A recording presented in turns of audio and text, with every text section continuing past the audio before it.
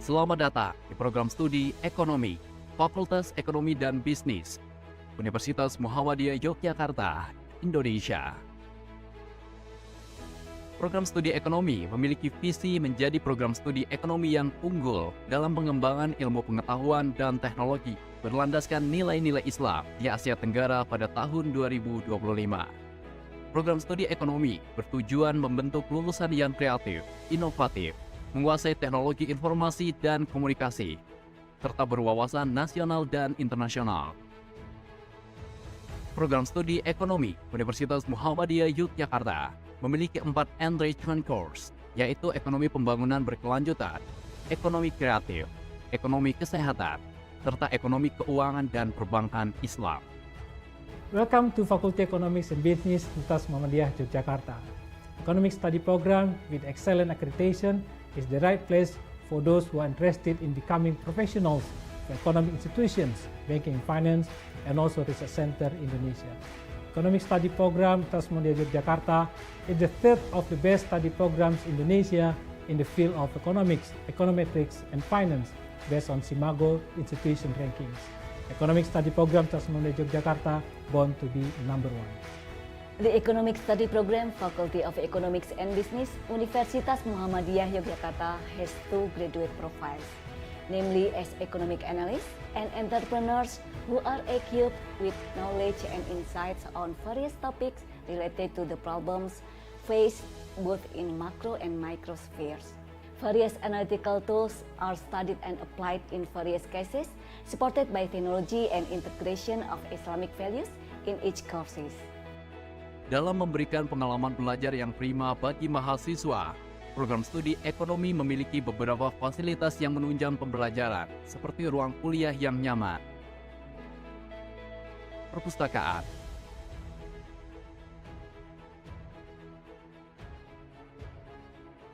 student lounge, kelas IT, BI Corner, Bursa Efek Indonesia,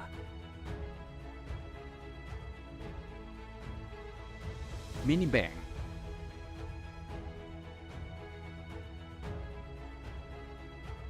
masjid,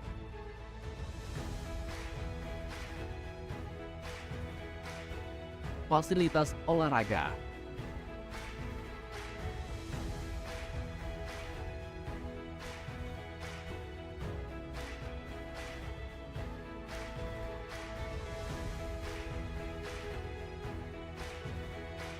kantin dan kafe mahasiswa,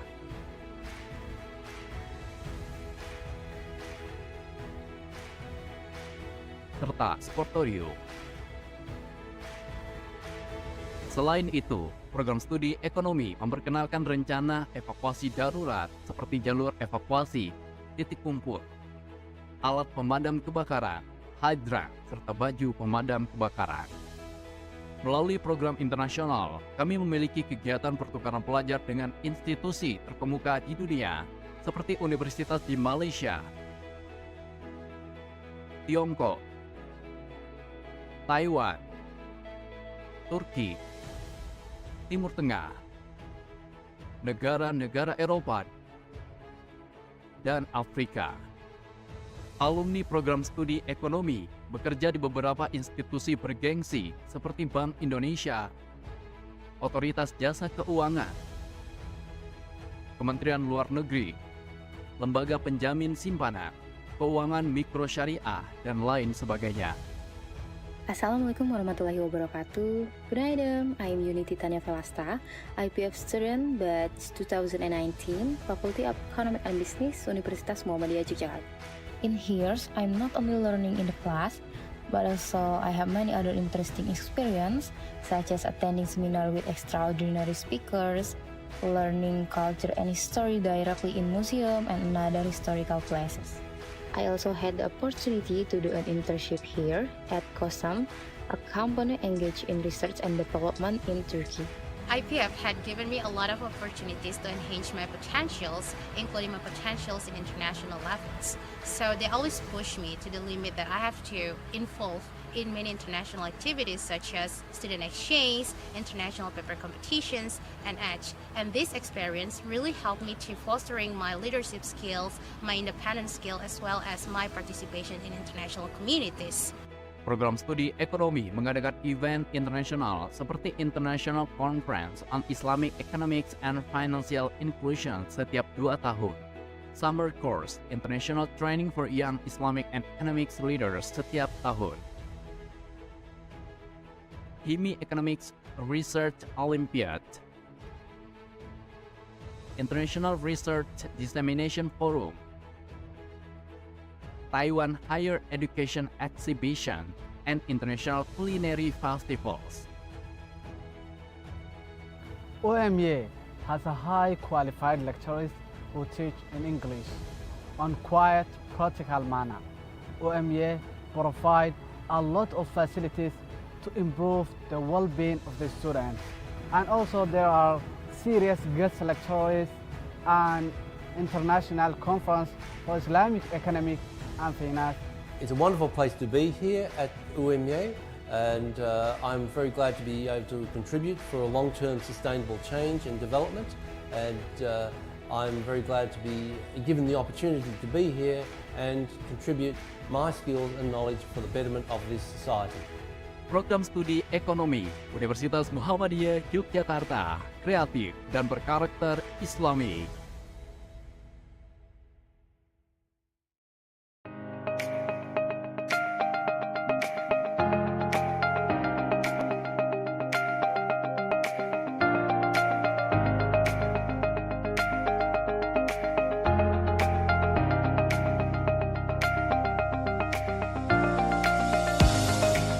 The dreams and hope can give you motivation and hope in life. The quality process and an outstanding environment support you on your way to success. Here, you are taught how to have noble character to lead to a superior and Islamic personality. Yogyakarta is a city as a mirror of world growth that continues to advance along with optimism for economic growth and accelerated development in various fields. In this city too, the first international program for Islamic economics and finance in Indonesia is located.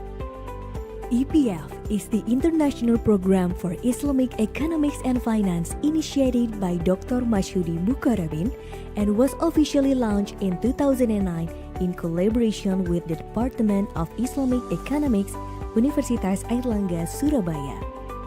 IPF is structurally under Department of Economics, Faculty of Economics and Business, Universitas Muhammadiyah, Yogyakarta. IPF is a leading and reputable international program in Islamic economics and finance for undergraduate in Indonesia. IPF has a large network nationally and internationally with reputable institutions. IPF students has been sent to many countries for exchange students: Malaysia, Thailand, Taiwan, Turkey, and European countries. I strongly suggest you to join IPF. The graduates of IPF has worked in good institutions, whether in government or in private sectors. All the best for you joining with IPF. Our vision to become a leading economic study program in enhancing knowledge and technology based on Islamic value in Southeast Asia by year 2025.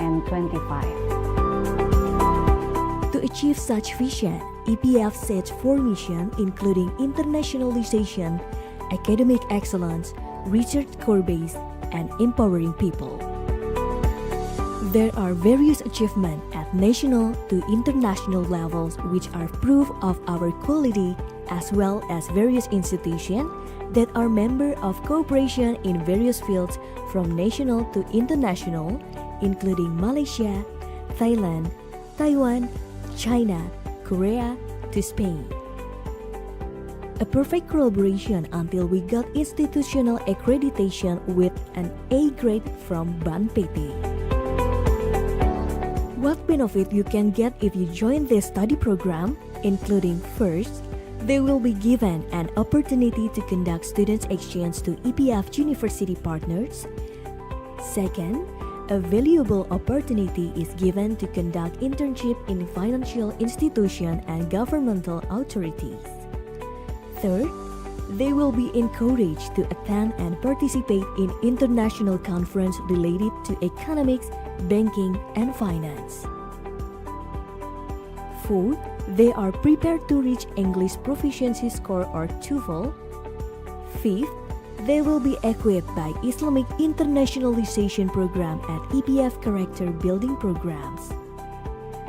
Facing competition in an increasingly open era of globalization, the development of insight, deepening of competence, and expansion of network is urgently needed to increase competitiveness. The strength of competitiveness also needs to be supported by the presence of professional staff with character born from a superior education process. Welcome to the International Program for Islamic Economics and Finance, Department of Economics, Faculty of Economics and Business, Universitas Muhammadiyah Yogyakarta. IPF prepares the professional and competitive graduates in the area of economics, banking, Islamic finance, and Islamic economics. Let's join IPF and be part of the international community. The International Program for Islamic Economics and Finance has various excellent programs including internship course for 6 semesters, fieldwork study abroad, international internship program, Arabic course for 2 semesters, inbound and outbound student exchange program, international conference delegation, certification of competence, delegation of international summer course, and foreign guest lecture program. Graduates of this degree are suitably qualified for employment in financial institution, the Financial Service Authority or OJK, central bank, and private public services, both global and nationally. EPF UMY towards a reputable program on Islamic economics.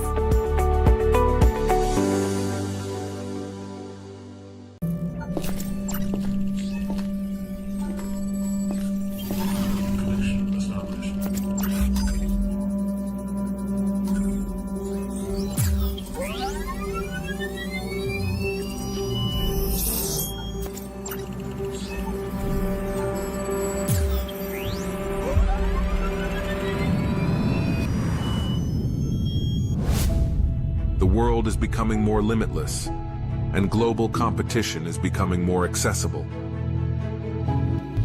But that doesn't mean compromising our essence and abandoning our cherished values. Instead, it's an opportunity to showcase the greatness of our diversity to the world. Globalization demands that we stay abreast of the latest scientific developments to meet the needs of our time and serve humanity.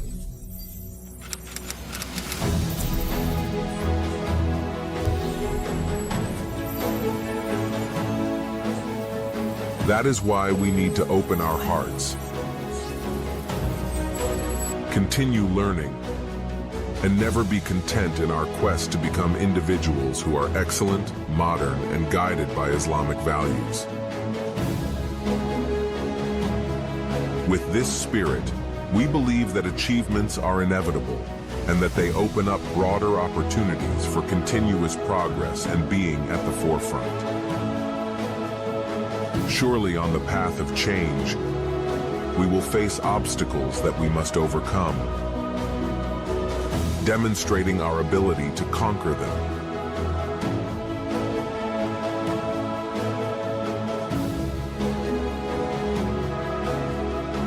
Health, environment, economic development, and other areas in need of improvement. To what extent can we stride forward and contribute to supporting our nation?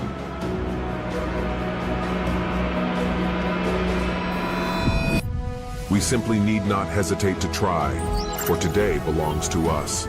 We will hold hands, collaborate, work shoulder to shoulder, and together achieve success. Because we are UMP.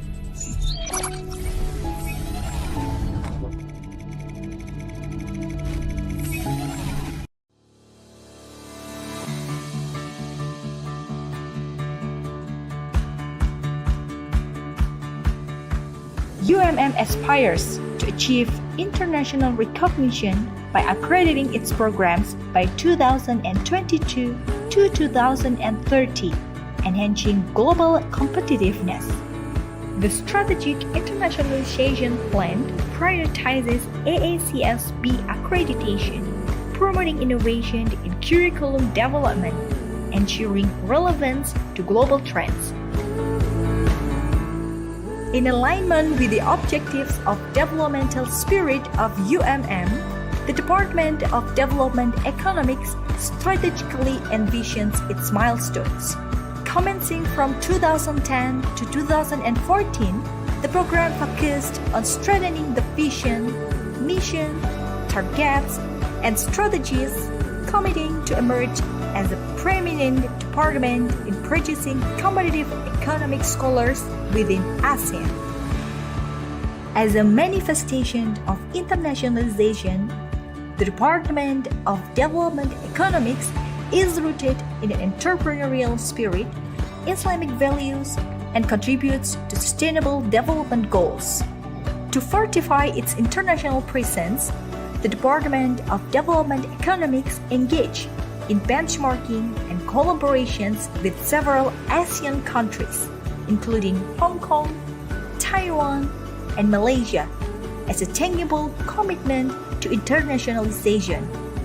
These endeavors, embedded in the values of the entire academic community, involve stakeholders in the Department of Development Economics. The reinforcement of collaboration in the Department of Development Economics is marked by academic and non-academic activities, prioritizing the alignment with the three dharma of higher education alongside key partners known as JUDI, business and industrial world, at the local, national, and international levels. Beyond this, ardently supports the three dharma, particularly in research and community service, by engaging with various stakeholders. These collaborations significantly benefit the development of teaching and learning activities, as well as the enhancement of the Department of Development Economics curriculum. The collaborative efforts take shape through activities such as seminars, workshops, guest lectures, and student exchanges. All the positive activities within the Department of the Development Economics resonate with various stakeholders, notably inclusive of students scattered across different countries, a tangible manifestation of internationalization. Further enhancing the soft and hard skills of the Department of Development Economics students, the program collaborates with stakeholders to fortify the MBKM program. To develop practical skills, students are empowered through internships in the professional field. Collaborative activities are meticulously planned to support the academic and non-academic achievements of the Department of Development Economics students. The pivotal role played by human resources is evident in the zealous pursuit of the vision, mission, targets, and strategies to attain excellence in the field of development economics.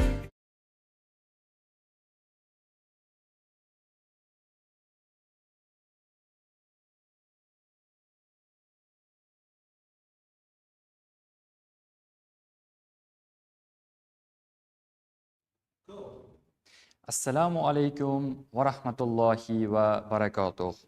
Welcome to all participants of the first International Conference on Development Economics and Sustainability 2025, organized by the Department of Economics, University Muhammadiyah Yogyakarta.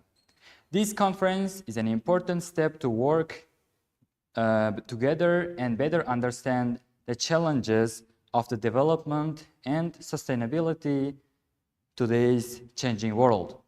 This year's conference is held under the theme, Navigating Sustainable Development through Institutional Innovation and Human Capital Empowerment. First of all, I would like to thank to our co-hosts, which are University Muhammadiyah Purwokerto, University Atmajaya Yogyakarta, Bina Nusantara University, University Muhammadiyah Malang, and University Islam International Indonesia. We are glad that we received over 200 papers for this conference from more than 10 different countries. Now, let me inform you about our agendas. Firstly, we have a welcoming speech by the chairman, Dr. Khalifani As-Siddiqui, and followed by the head of the economic department, Dr. Dia Titis Kusuma Wardani. After finishing welcoming speech, our next agenda is keynote speech by Professor Dr. Enda Sabtuteningsi. Then there will be a plenary session moderated by Mr. Eki Imamul Muttaqin. After that, our last agenda is closing and photo session. So now, I'm really happy to give our session to our chairman, Dr. Khalifani As-Siddiqui.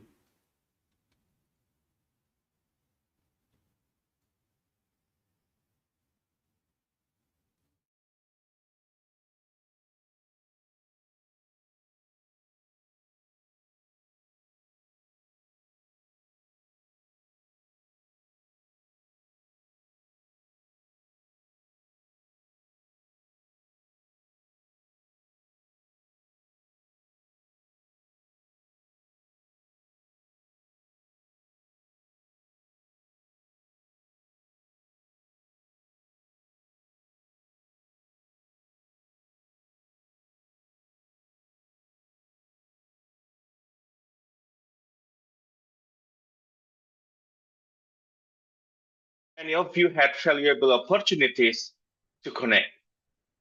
This is exactly the kind of environment we hope to create through this conference. This year, we are proud to host over 200 accepted papers, featuring contributions from scholars and practitioners across 16 countries. From Universitas Muhammadiyah Yogyakarta alone, there are more than 90 papers have been accepted. This diversity of voices makes this international conference a meaningful platform for learning, exchange, and collaboration. The main theme of this year's International Conference on Development, Economics, and Sustainability is navigating sustainable development through institutional innovation and human capital empowerment. This theme reflects our belief that sustainable development is not just about growth. It depends on strong institutions that serve the public and on people who are equipped to lead change in their communities. As Darren Acemoglu and James Robinson write in their book title is Why Nation Fails, and I quote, inclusive economic institutions encourage participation by the great mass of people in economic activities that make best use of their talents and skills, and that enable individuals to make the choices they wish. This reminds us of those strong institutions and empowered people who must go hand in hand. Our dream is not just a title. It is a shared commitment to finding new ideas and building stronger partnership to tackle today's challenges, whether economics, social, or environmentally. Today, we gather for the plenary session. We are honored to welcome three distinguished speakers. The first one is Professor Dr. Enda Sabtutiningsih from our university, Universitas Muhammadiyah Yogyakarta. The second one, Dr. Vivi Alatas. She is a senior advisor to the policy team at the Coordinating Ministry for Human Development and Cultural Affairs. And the last one, but not least, is Associate Professor Firman Wituler from Australian National University. We believe each of them will bring valuable experience and insights that will inspire us, all of us. Before we begin, once again, I would like to thank to all participants for your contributions, and of course, our co-hosts from Universitas Muhammadiyah Purwokerto, Universitas Atmajaya Yogyakarta, Bina Nusantara University, Universitas Muhammadiyah Malang, and Universitas Islam Internasional Indonesia for helping us organizing this conference. Last but not least, I would like to say a special thanks to our organizing committees for their hard work and dedication. I hope this conference continues to grow as annual space to share ideas, build networks, and influence policy in development economics and sustainability, both in Indonesia and around the world. Ladies and gentlemen, let us continue the journey we began yesterday. May today's plenary help deepen our understanding and strengthen our collaboration for a better and more sustainable future. Thank you very much. Wassalamualaikum warahmatullahi wabarakatuh. Dan akan Profesor.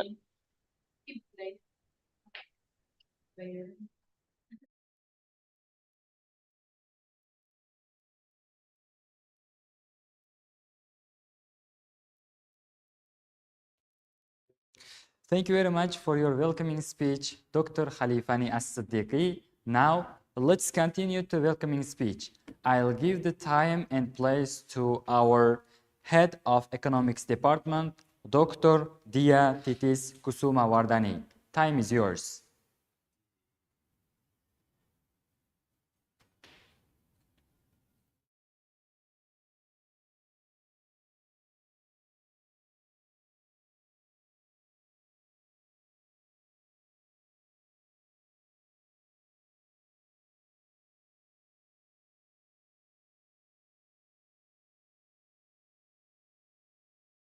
Economic Study Program, Universitas Muhammadiyah Yogyakarta, UMY, in collaboration with Purwokerto, Malang, UIII, Universitas Atmajaya Yogyakarta, Bina Nusantara University. This event marks a key step in fostering academic collaborations and addressing the evolving challenges of development economics.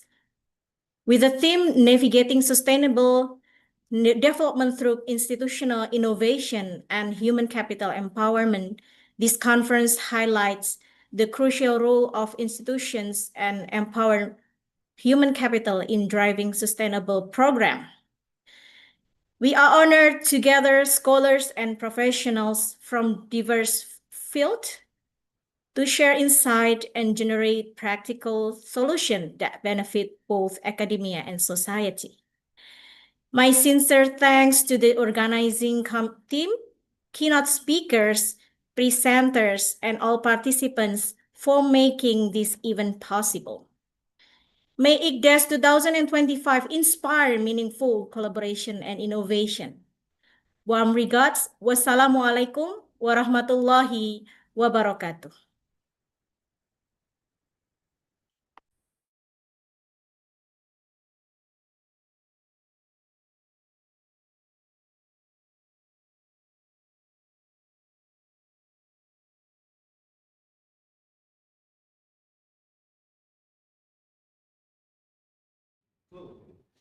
Thank you very much for your welcoming speech, Dr. Dia Titis Kusumawardhani.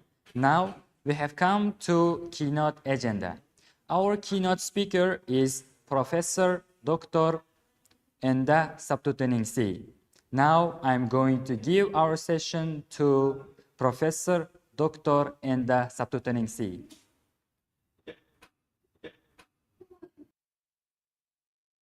Okay, thank you.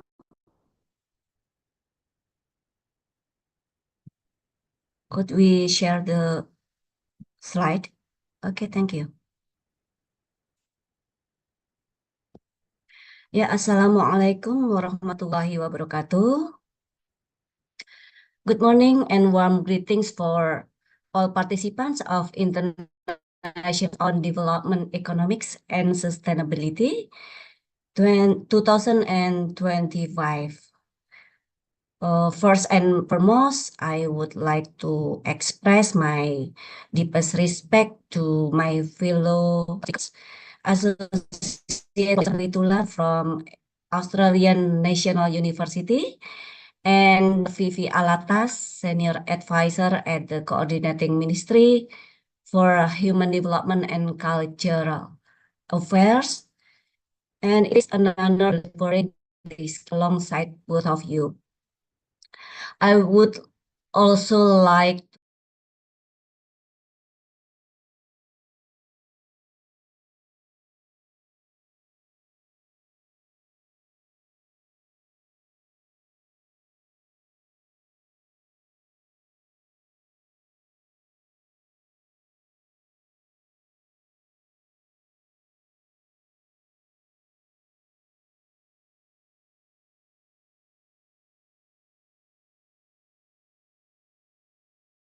Ladies and gentlemen, the keynote speech I will be presenting today is titled From People Power to Policy Innovations, Institutional for Sustainable Development in Indonesia. This presentation is not just theoretical reflection, but is grounded in more than a decade of empirical research I have conducted across diverse regions in Indonesia. These studies have reinforced a fundamental insight that people are not passive recipients of development, they are the drivers of it.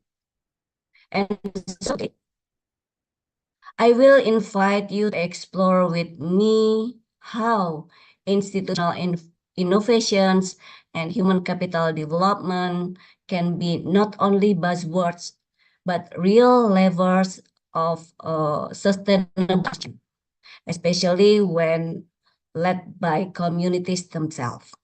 Next. Let me begin with the provocation. Climate change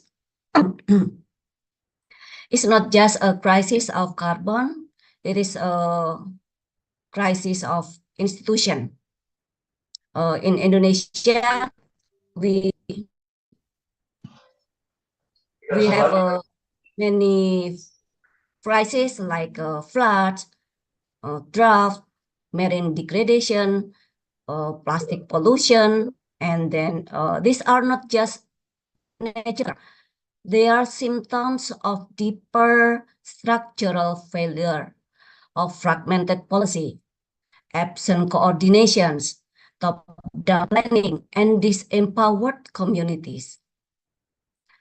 In my research, take Temanggung, Central Java, Farmers lose their crops regularly to flood caused by erratic rainfall.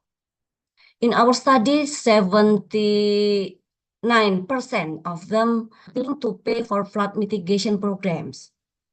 But willingness not alone is not enough. The programs failed when designed without community involvement, without trust, transparency, or decision making. Even the best funded project flounder. Is what I mean when I say the climate crisis is institutional. Next. When we speak about the climate crisis, the conversation often focuses on rising temperatures, floods, and extreme weather. But what if these are only the surface symptoms of deeper failure? One, let me share a story from Temanggung, Central Java, an agricultural region damaged tobacco crops and these livelihoods. Our research showed that more than 75% of farmers were willing to pay for flood mitigation programs.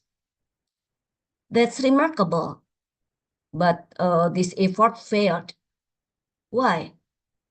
Not due to lack of awareness, but because of institutional breakdowns. What we saw was fragmented responsibilities between agency, poor communications between local and national authorities, the absence of real community engagement. The policies were designed in Jakarta but implemented in where trust is in institution was low, and traditional knowledge was never consulted. This is not just about Temanggung. We see similar patterns in flood-prone Yogyakarta, in waste management system in urban Java, and in forest governance in Sumatra. And the breakdown lies in governance structure that are too rigid to adapt, too top-down to listen, too silent to collaborate. So, yes, we face a emergency, but beneath it is an institutional emergency. And unless we fix that, even the best climate technologies and funding mechanism will people they are designed to serve. Next.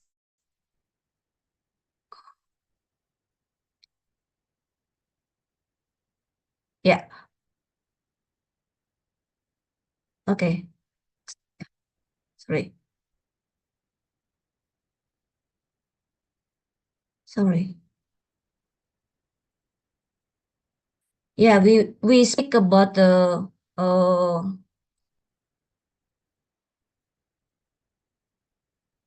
what is the institutional innovations? Sorry, I have a trouble. What is the institutional innovation? It is not about creating new ministries or drafting more laws. It is about transforming the process. Decisions are made and whose knowledge counts. Institutional innovation has three dimensions. The first one is participatory governance, which involving citizens not just as beneficiaries, but as co-creators of policy. And then the second one is adaptive institution, moving rigid bureaucracies to dynamic. There are two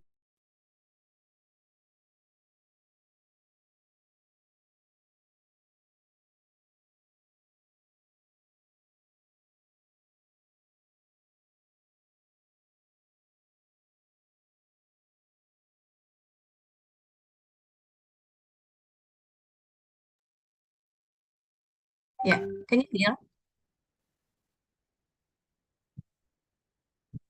Hello?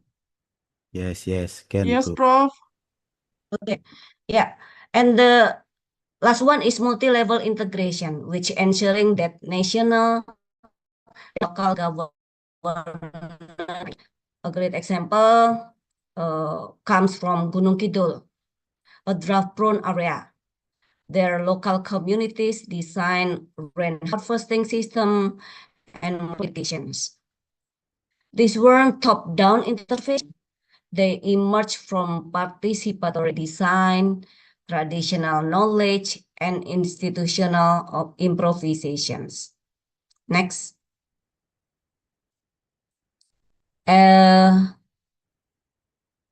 Okay, and now let's talk about human capital. In development discourse, we often reduce it to education and workforce productivity.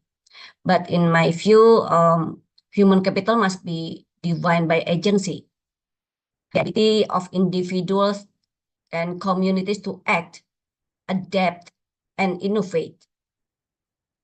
In Tasikmalaya, our research showed that women-led initiatives in waste management were more effective than municipal programs. Why? Because they are operated on trust, reciprocity, and neighborhood-based accountability. And then in Lamongan, a coastal fishing village, we found that social trust among fishers, actually their trust is in community leaders, but the strongest predictor of support for climate adaptation. And then in Ambarawa, tobacco farmers with access to a social network and association were more likely to engage in mitigations. So the lesson is clear. Investing in human capital must go beyond school and job training. It must include civic capacity, climate awareness, and the empowerment of women and local leaders. Next, let me now speak about what I call the hidden engine of sustainable development, that is social capital. Across all our studies in agriculture, fisheries, and waste, social capital consistently predicted people's willingness to pay, to participate, and to innovate. Why? Because social capital like trust, shared norms, and social network reduces transaction costs, facilitates coordinations, and builds long-term commitment. And yet, development policies still overlook this invisible asset. We spend billions of infrastructure, but pennies on social cohesion. We evaluate efficiency, but only measure trust. In post-tsunami Aceh, villages with strong social capital rebuilt faster and more inclusively. The same was true for disaster recovery in Yogyakarta and Lombok. These are not anomalies. They are indicators of works. Next. So, where do we go here? Let me offer 5 practical recommendations based on the evidence from Indonesia. The first one, support local innovations. Space for young people, women, and farmers can prototype and co-create solutions. The second one, map social and integrate civic and environment educations, not just in school, but through community forums, mosques, churches, and farmer unions. And the last one is enable public governance, create platforms for co-management of natural resource across the institution and community. None of these require massive new budgets. It requires political will, trust in communities, and encourage to reform systems. Next, ladies and gentlemen, next. I want to end my return to the heart of sustainable development. Not data, not policy, but people. Too often, communities are treated merely as stakeholders, people to be consulted, surveyed, and managed.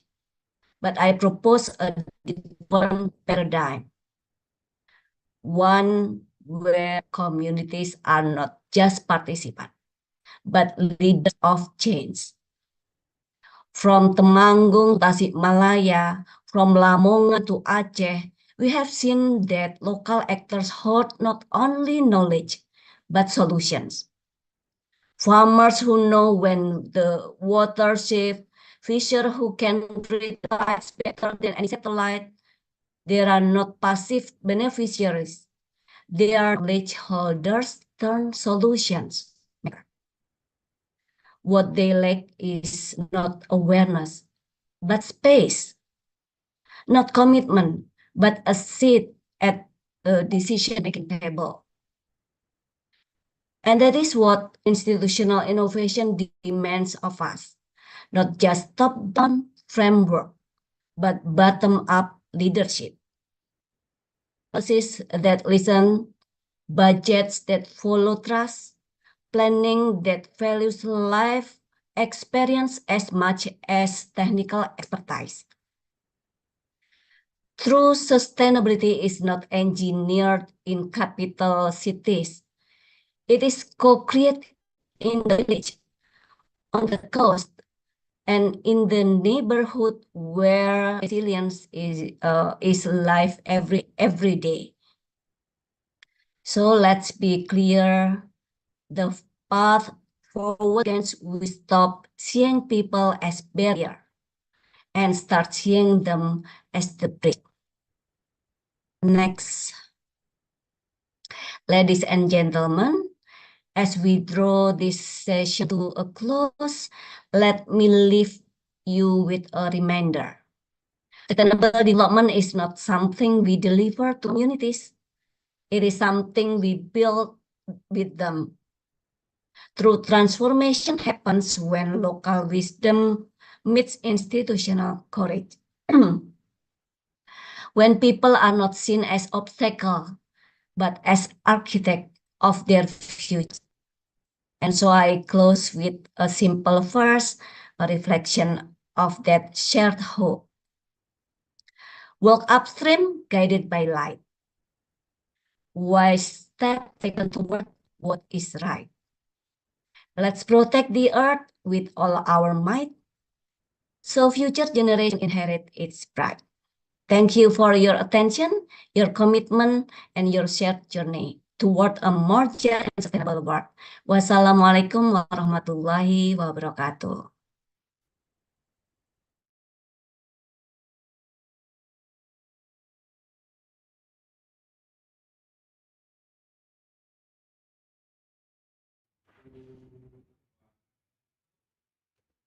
Thank you very much for your speech, Professor Dr. Enda Satotuningsi. Now, let's move on to our plenary session. This session will be moderated by Mr. Eki Imamul Muttaqin. Mr. Eki, time is yours.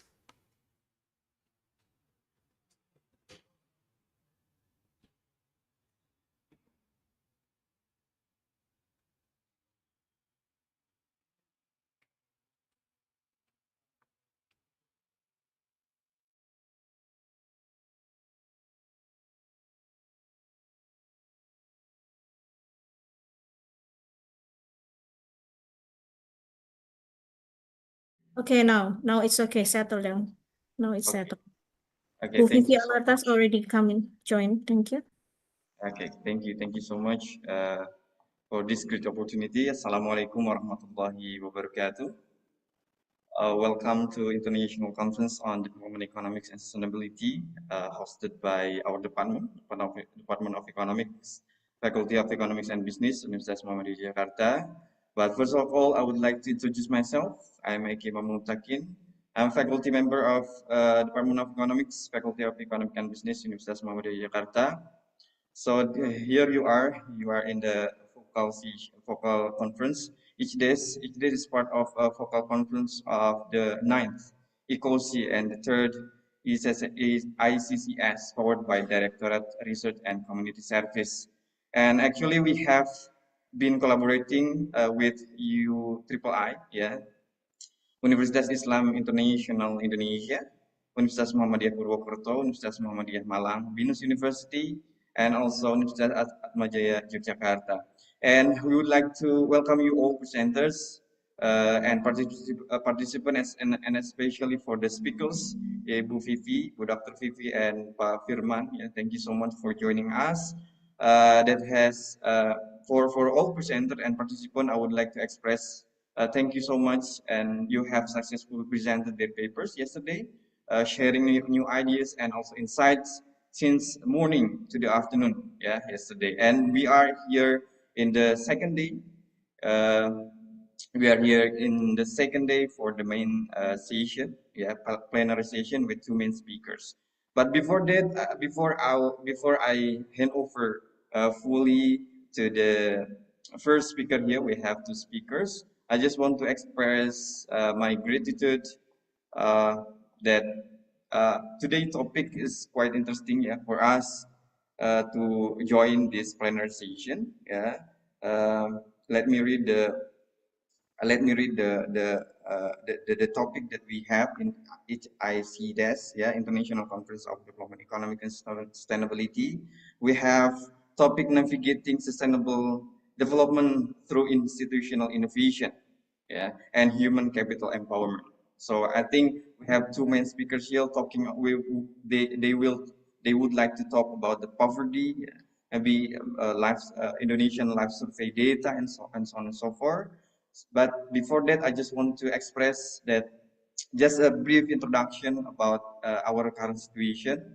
Yeah, as we know, as many of us, we know that poverty is not just about income, right? It's all about access to education, access to healthcare, employment, and overall well-being. Understanding the complexity of poverty requires reliable long-term data, and we have also maybe inshallah Pak Firman will deliver a lot about the about his expertise in Indonesian family life survey data conducted over several decades. It provides deep insights into family dynamics, health, education, employment, as well as migration, helping us see the patterns, the root that can tell us about poverty in Indonesia, right? Coming from the family life survey data. Where the progress has been made, where the challenges remain, and how policymakers, researchers, and also communities, as well as we as academicians here, can respond. I invite you to engage this actively plenary session, ask the question, yeah, response, maybe have interruption, maybe have a suggestion, yeah, reflects on how this session will be insightful for all of us, yeah. So our first speaker, we have Bu Vivi Alatas, yeah. But before I give you time, Bu Vivi, thank you so much for joining us, Bu Vivi. I just want to read a very short CV, yeah, a very short CV of Bu Vivi Alatas. Yeah. Bu Vivi Alatas is CEO of Asa Creativita, a consulting and edutech company that she established in 2020. Yeah, Bu Vivi described herself as an economist with a true passion for poverty research. Yeah. starting her education with a bachelor degree in mathematics from the University of Indonesia. Yeah. And Bu Vivi completed here her PhD and master degree in economics at Princeton University, where she was awarded full scholarship.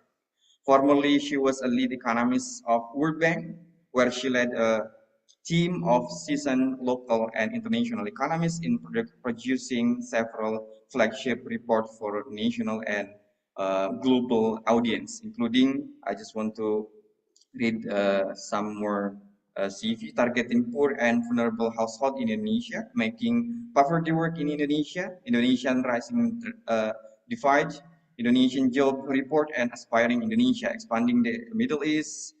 And so she presented various very insightful research findings to the president, vice presidents, minister, and deputy ministers. She also has written several journals papers on poverty, yeah, a lot, of course, yeah, inequality and labor issue. Some of the paper were written in collaboration with Nobel laureates, yeah, and who was also has who was also her advisor in Princeton University. Yeah, I couldn't uh, tell you more, yeah, about her, but you know very well about his exposure, yeah. But I just want to give you fully time for this session. Maybe Bu Vivi, you have about 40 minutes, 30 to 40 minutes to present your presentation, yeah, and then we have about 20 minutes for Q&A. Is it fine? Yes, thank you very much for the opportunity. Assalamualaikum warahmatullahi wabarakatuh. Can I share my screen? Let me just try. Yes. Just a second. Mhm. Can you see it? Yes, great. Yes, great, Ibu. Thank you very much. Let's just slideshow from the beginning.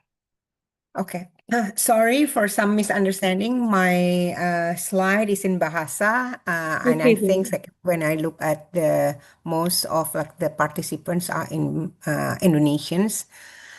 What I would like to talk about is like how addressing poverty alleviation is not just the role of government, but the role of everyone. And using behavior approach, because a lot of the times the issue is not just about more spending or better spending, but having the right behavior along the life cycles. Of course, with its being University of Muhammadiyah Yogyakarta, I would like to emphasize that this is our duty in terms of like addressing poverty, because Surat Al-Ma'un emphasize that who are the yang mendustakan agama, the liars, are those who are not giving food to the poor. But at the same time, we also know like times is our main assets. And Surat Al-Asr showing that we are in loss. We are totally in loss if we don't do certain thing, including watawasabil haki, watawasabil sober, which is counseling each others about the fact, counseling each others for persistence. And at the same time, Surat Ar-Ra'd ayat 11 emphasize that Allah will not alter the fate or what happened to a kaum until they do the efforts themselves. So what I'm saying here, this is basically saying that addressing poverty is our jobs. Everyone has to do it through changing behaviors, and the changing behaviors through watawasabil haki and watawasabil sabr, counseling each other about the facts and counseling each other about persistence. And I'm saying like part of like today's is actually part of like my trying contributions of doing this watawasabil haki and watawasabil sabr. So everyone has the same hope in life, either like they comes from poor families or comes from rich families, like ability to climb the ladders of life. And the ladders of life started with the earliest ages, which is like we would like to have children who are healthy and also flourishing. And then after that, like getting like at schools, and then afterward, like you have like a working, and then at the end, you have elderly. In each of the stages of life, we have certain hopes, and this hope is happens for everyone. But at the same times, like being productive, being healthy, being wealthy, and etc. It's depends on certain behavior, crucial behaviors that you have to do along this life cycle. For example, in early stages, there are certain behaviors that needs to be done. For example, having uh, delivery at the right facility, having ASI, which is breastfeeding, immunization, nutrition, early childhood. We all knows how important all those things. And then also at the same time, school is not just about access, but also actually about like getting knowledge. And then after that, being life learning, learning because like with everything is happening, the only possible way to adapt is being a lifelong learner. But at the same time, we also want to make sure that you have like healthy behaviors so that you could have like uh, elderly life, which is like with a good health and ability to enjoy it.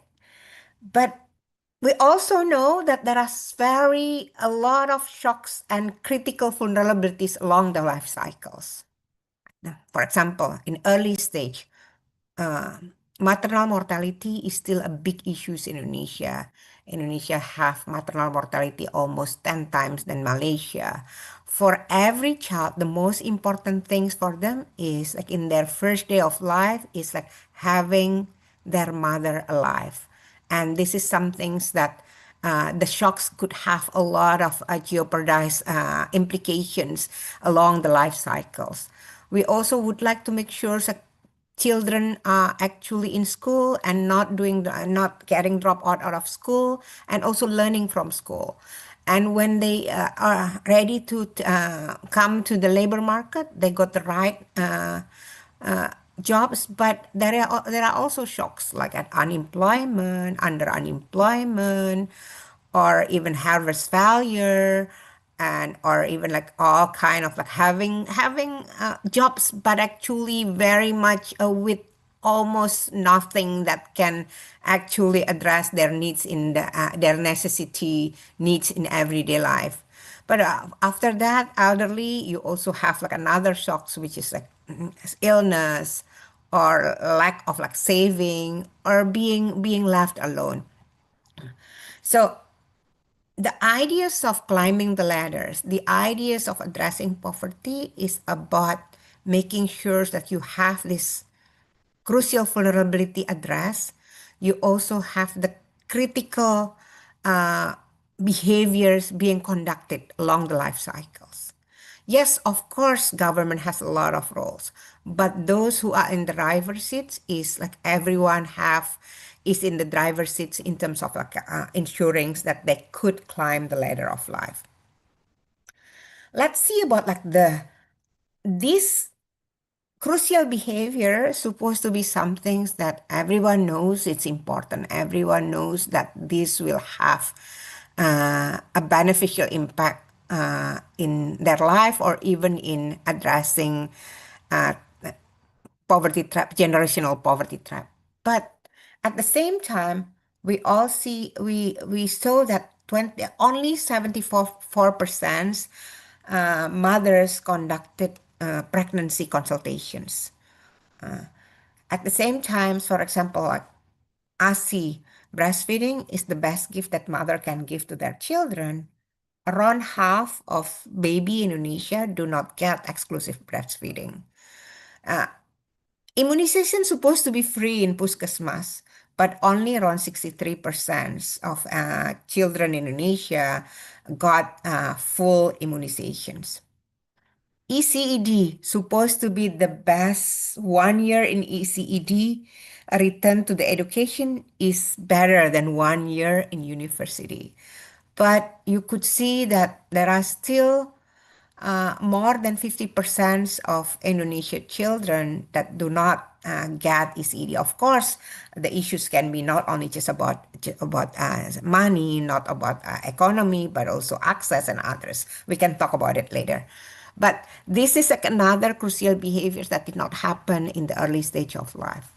After even like when you already like, of course, Indonesia have almost universal enrollment for primary school, but later on we can see that when ijazah is in hand, when they got the certificate at the end of like primary school, at the end of junior high school, or at the end of like a senior high school, there is a temptation of dropout, and this happens. And you could also see, even though like the good news is like this dropout rate is getting better, being addressed better in like if we compare 2019 and 2023, but we could also see there is a big jump, a big differences between someone who came from a poor family, from quintile 1 family, compared to children from quintile 5 families.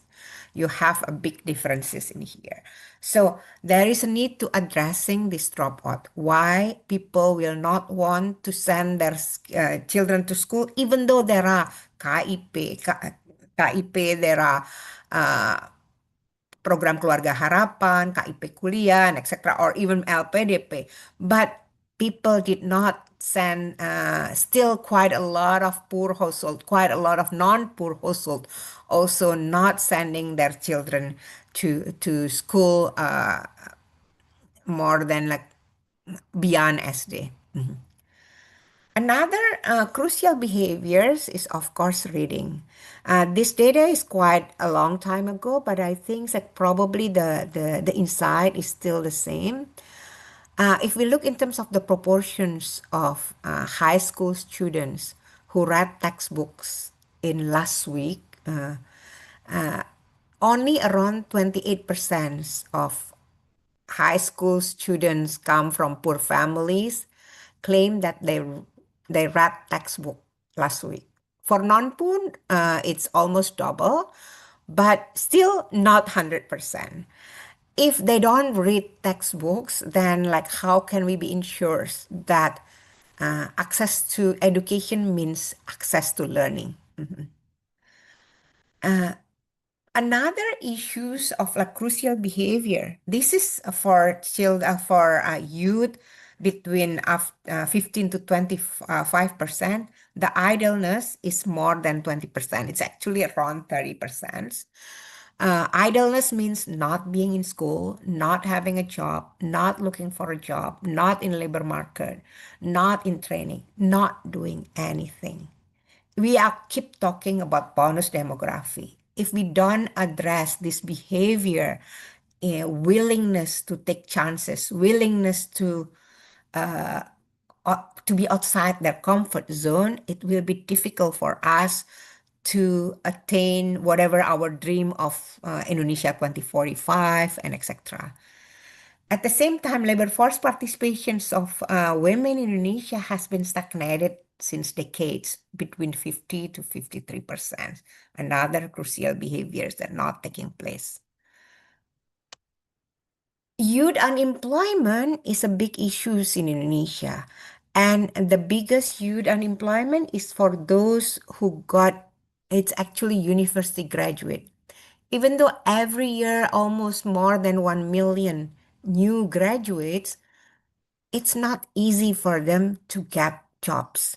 And for some majors, it could be up until 40%. But of course, it could be a luxury phenomena where they probably have the time and the chances to wait more for a better jobs. That's why you have like higher unemployment. But still, 40% is quite big number. If not, of course, beyond that, there are certain things that we need to address to understand more why it's happening.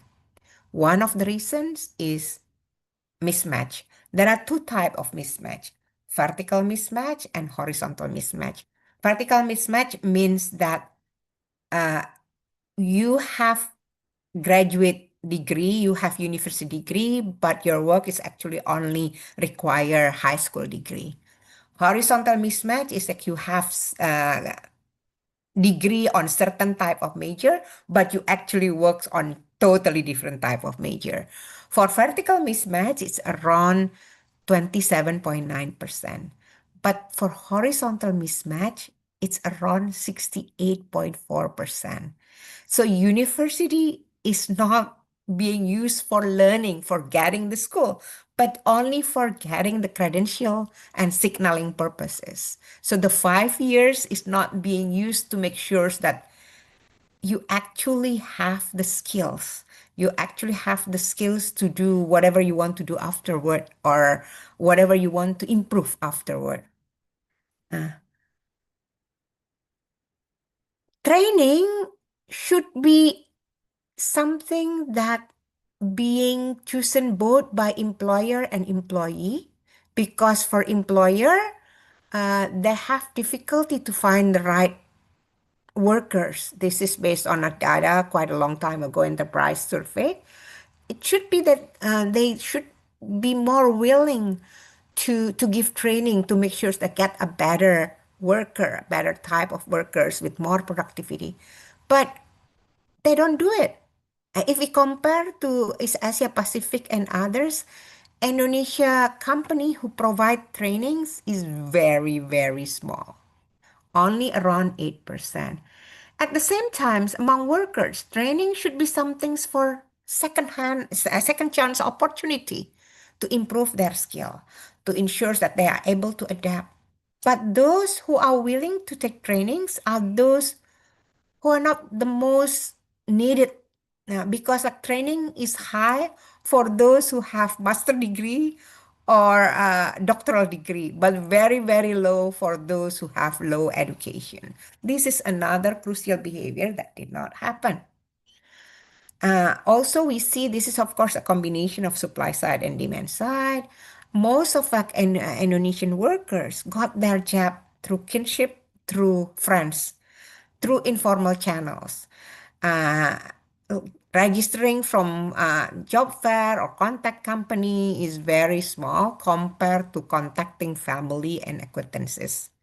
Through probably not really KKN, but not really knowing where are the jobs and get the informations about the job through informal channels. Let's talk about UMKM in Indonesia. For example, like UMKM like, or SME is very important in Indonesia because 97% of work, 97% of establishment and around probably 93% of workers in Indonesia works as in micro and small companies. And we keep talking about like the importance of, for example, access to fund, access to credit. But when we try to look at it, like 88% never ask for credit.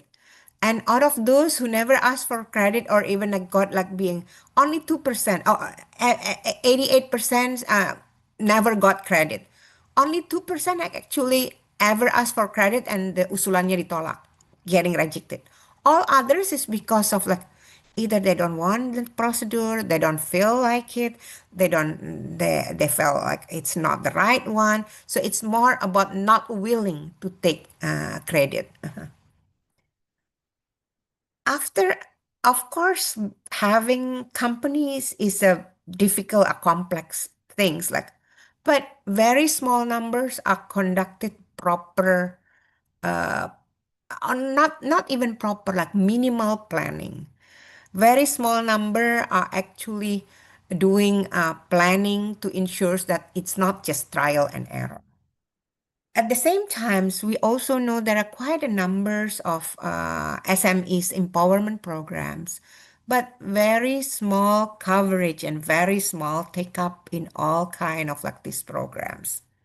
Some probably still quite aware. Yeah, the use part is very small, 3%, 2%, etc. Aware is better, but still far from being universally aware. Probably sometimes it's around, for example, in terms of core, 48% or around 50% knows about core. But it means that the remaining 50% did not know about core. And other type of like programs are even worse. Indonesia is actually aging. Can we see we are probably in dangers of becoming old before becoming a rich countries. One of like this is the projections done by BPS. By 2050, probably our population will be around 350 million people. But saving is important to ensure that at the end we will have a ability to have good life, to ensure that we can actually have the basic necessity, the money, the income to fulfill our needs. But even among the poor, only around 20% have some kind of pension, some kind of saving for later on in life. So what I'm trying to say with all of those is not trying to make sure, oh, everything is doom and gloom. What I'm trying to say is there are crucial behaviors that seemingly people should know about that it's being important, but not being taken. Why? This is almost, this is because of like our mind is not a mega computer that just like doing everything's based on like objective analysis, what is the maximum kind of things.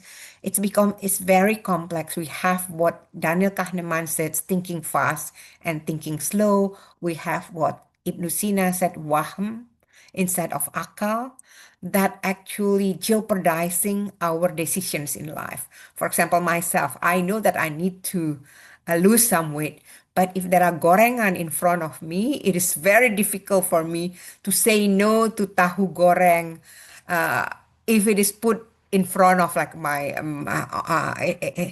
in my desk, for example. So it's the analogy is like we know that there are goals that we want to take. The analogy is a riders and an elephants.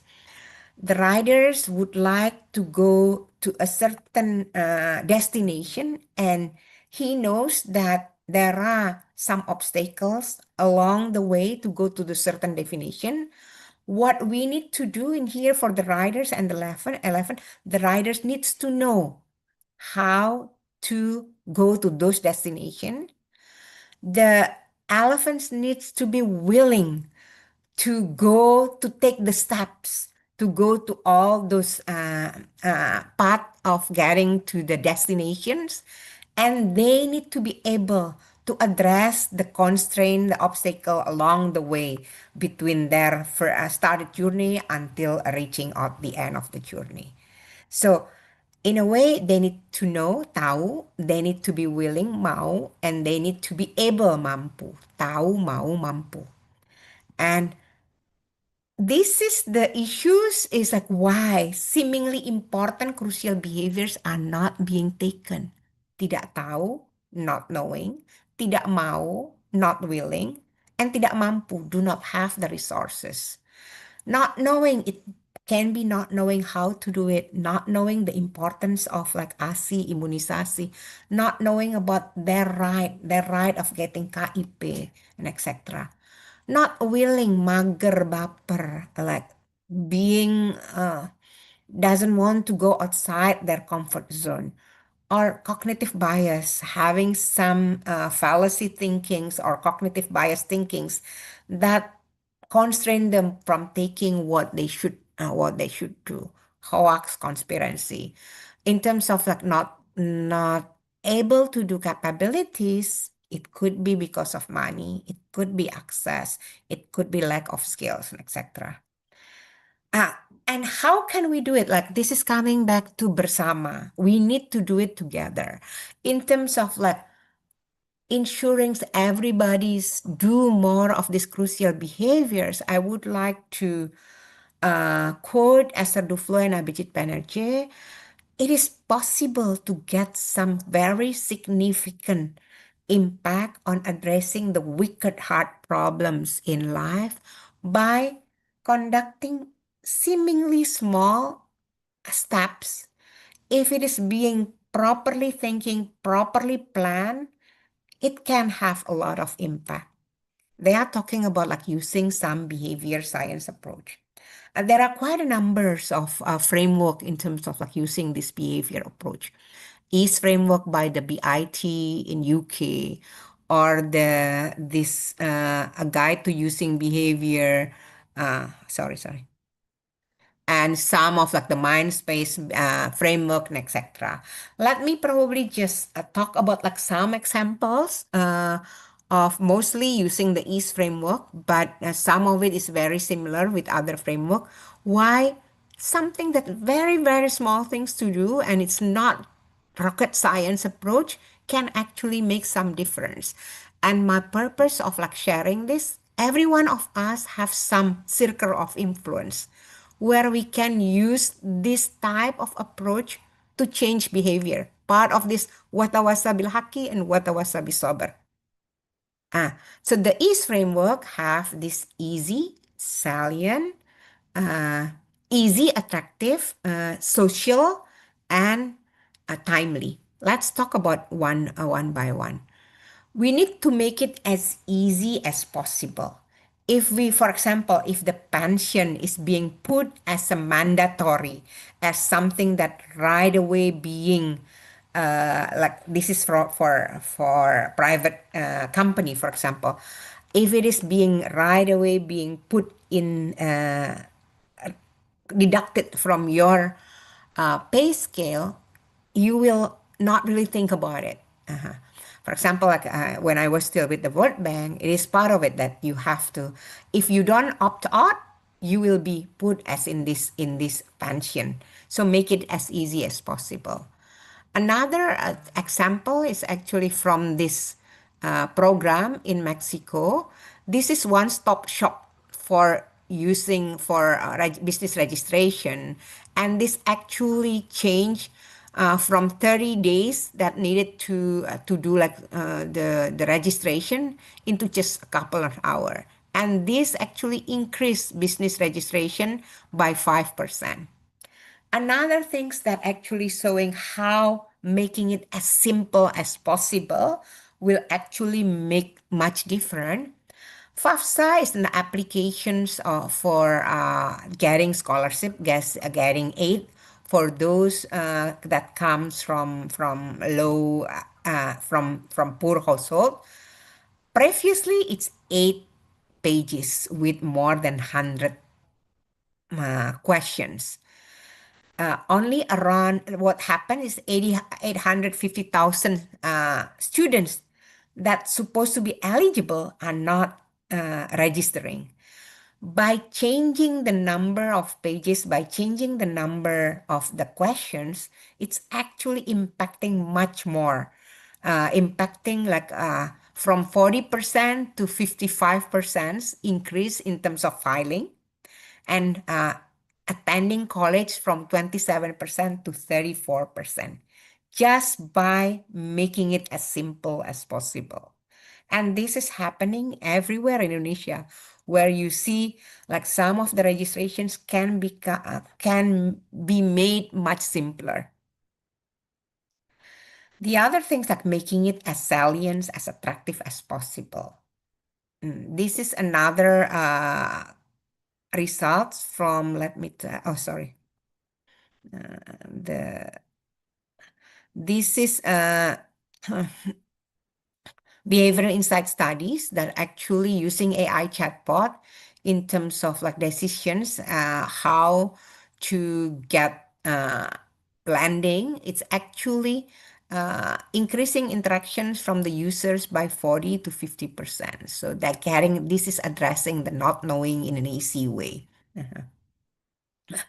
Another things is like in terms of like how to make it attractive is actually using the emotional approach. These two letters being sent to similar people, like randomized, those who are just talk about statistics and etc. The why is comes from statistics, from logic. It's actually less impactful than if the why is comes from ethos. If it is being used like by looking at this Rokia, a girl 7 years old from Mali, the amount of like charity that they got is double than the previous one if it is just based on numbers. Sometimes like the attractions is also coming from getting something. This is which is quite cheap in India, sorry. In India, the providing lentil for immunizations, it's actually increasing immunizations by 20 point percentage. We can do the same thing in Puskesmas and others by providing, for example, kacang hijau or other things.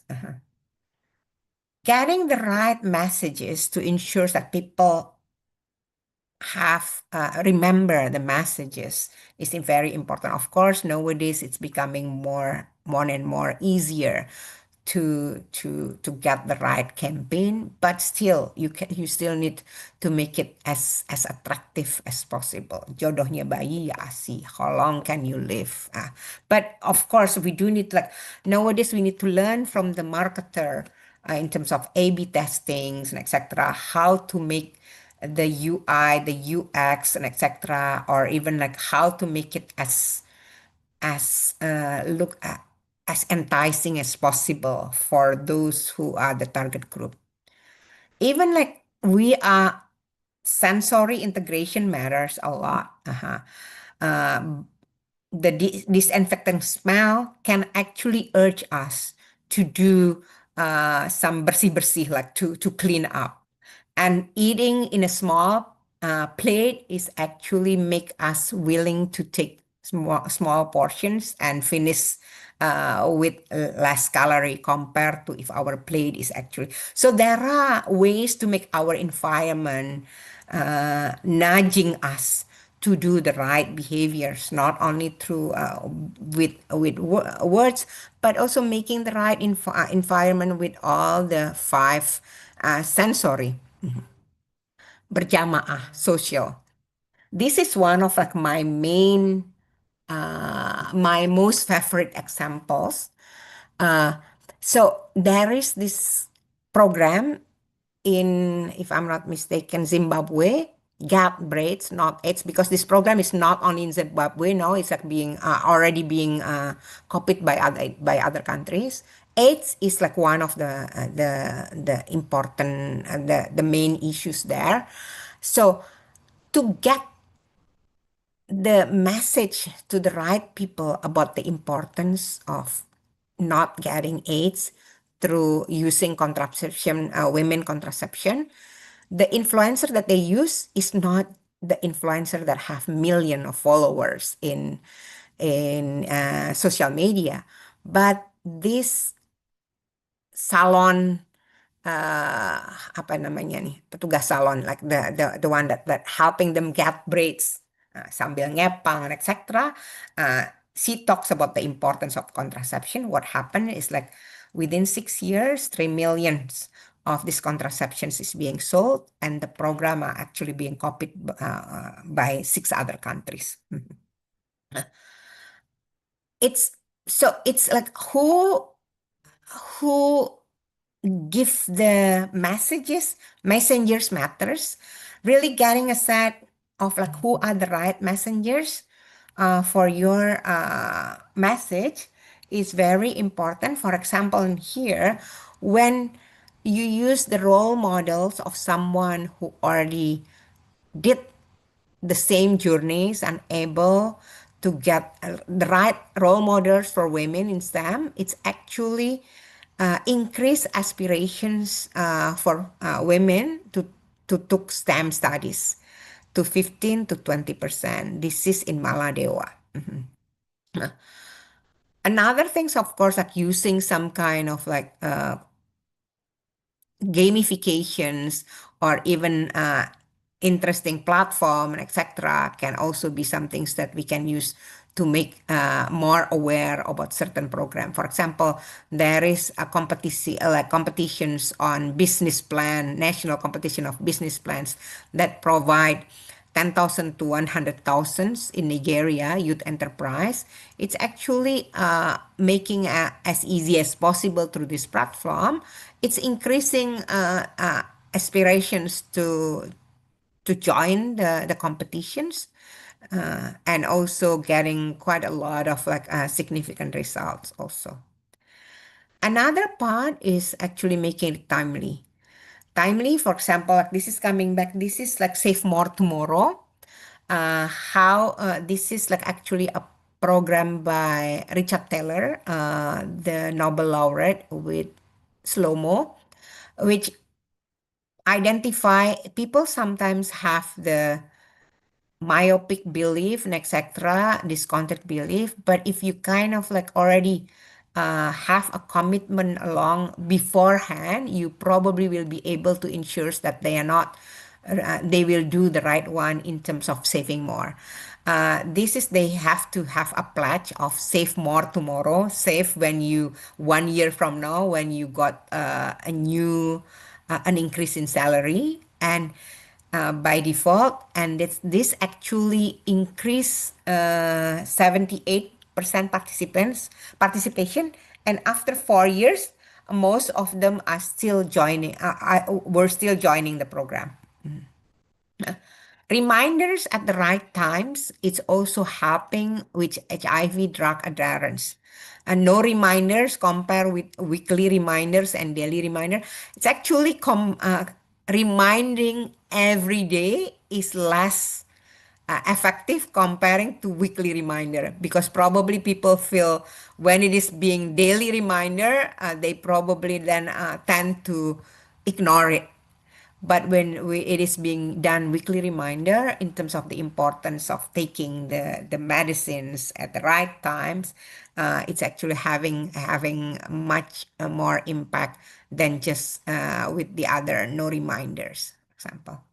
Another, people are basically lazy. They will not do something if it is quite takes a lot of efforts. This is what happened when you try to make the default is the right behaviors. For example, in Australia and in Belgium, the default in terms of like organ donation is like if you don't opt out, you are opt in. In Denmark and UK, you are opt out unless you opt in. This is, you see, like quite a lot of different. 98% in Austria are donor, organ donor. It's because only 2% did the opt out. Well, when you ask them to opt in UK and Denmark, it's only 5% to 15%.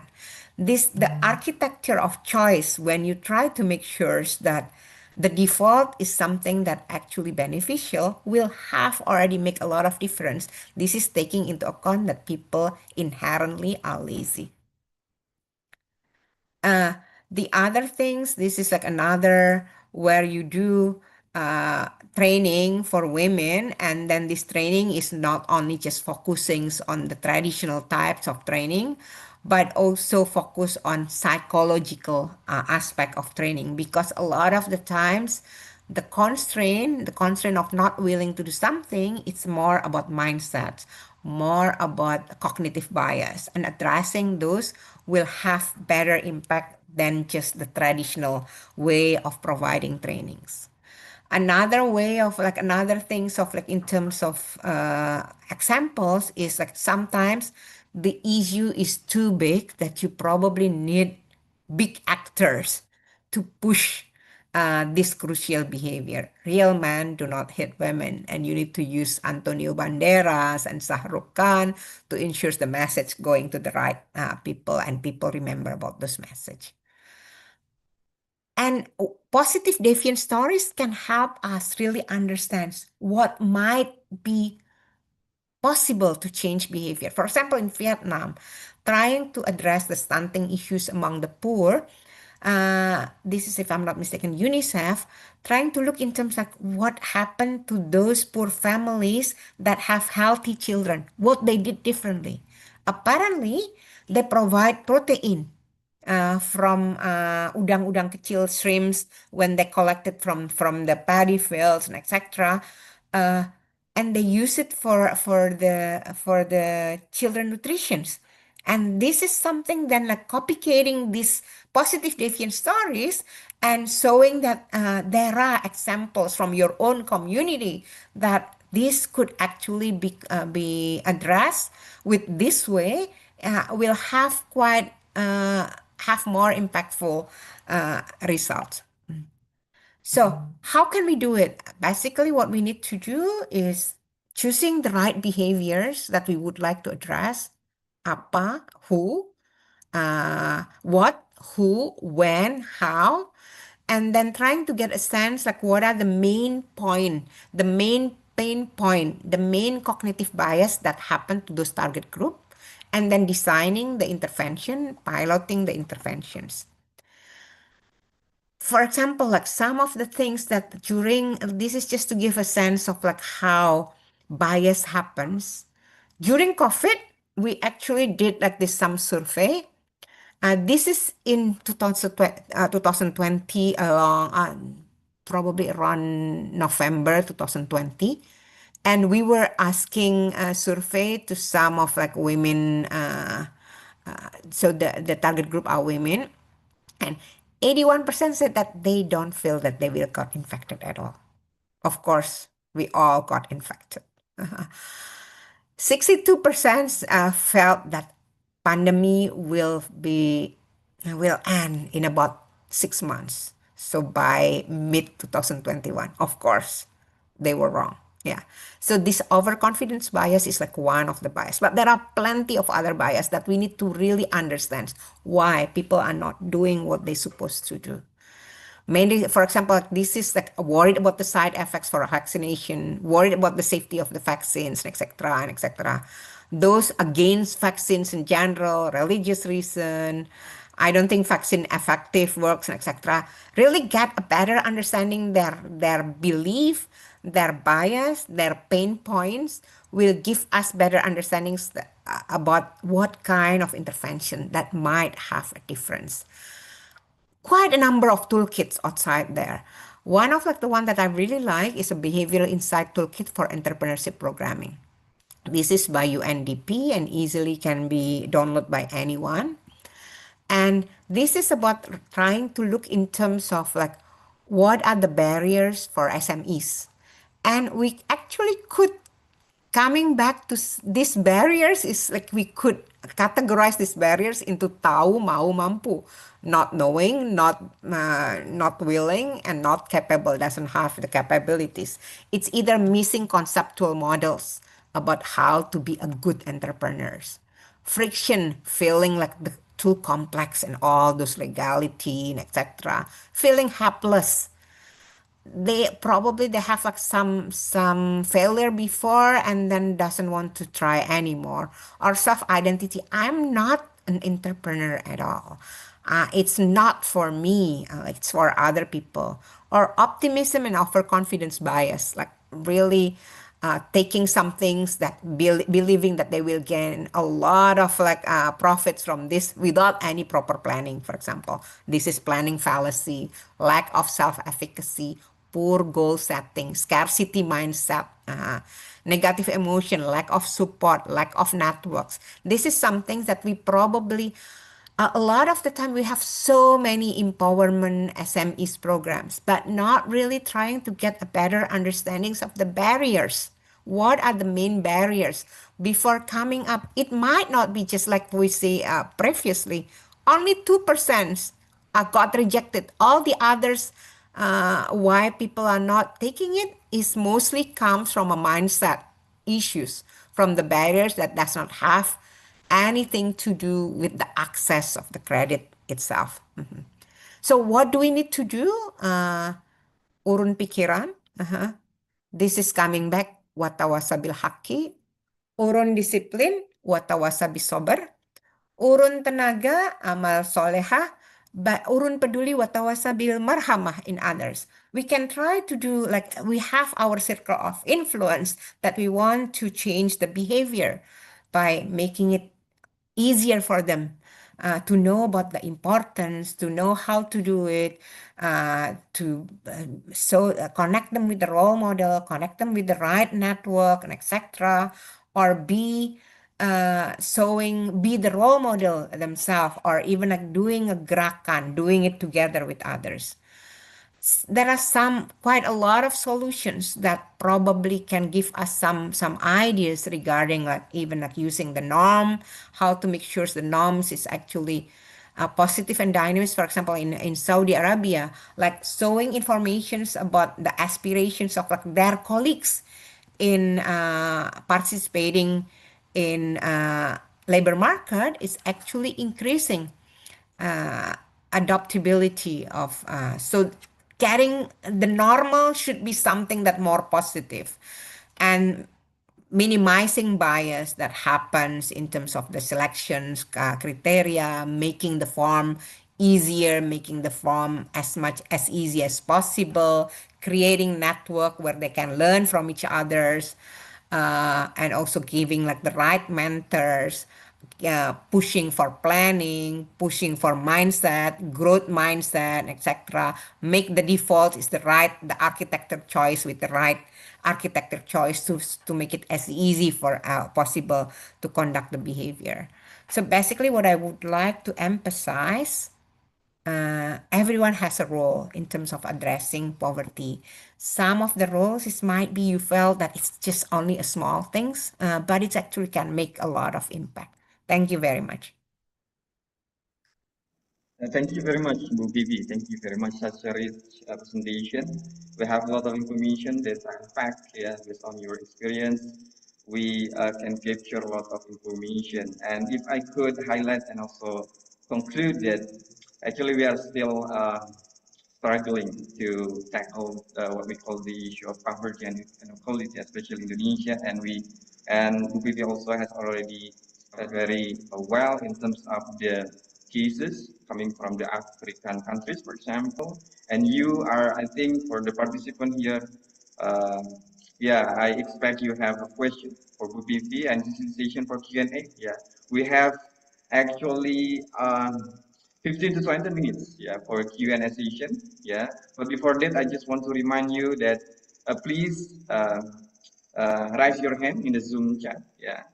And also, while you are trying to ask to Bu Vivi, please mention, please state your name and also affiliation. So this is the session for Q&A. Please, participants, the time is yours. Yeah, we have Pak Wahyu. Yeah, the time is yours, Pak Wahyu. Your affiliation and name. Okay, thank you so much for the time. My name is Wahyu, and I was a student.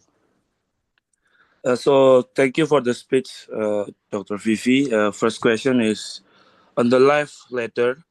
Many in our society must simultaneously traverse 2 or 3 stages of the ladder. This makes them highly vulnerable to the economic hardship, with minimal support from the government. And is this their personal fault for being born into the poverty, or is it government's lack of concern for the life of its citizen? Because I see in the ladder of life, in each stage they already have the problem. But how if some people feel like they need to throw the 2 letter at the time at one time? And then the second question is, what do you think about the way our society still seeks work through the family, who still has to ask their families to engage in the nepotism or something like that? And then is this due to the lack of the access to job information, or is it simply a cultural phenomenon?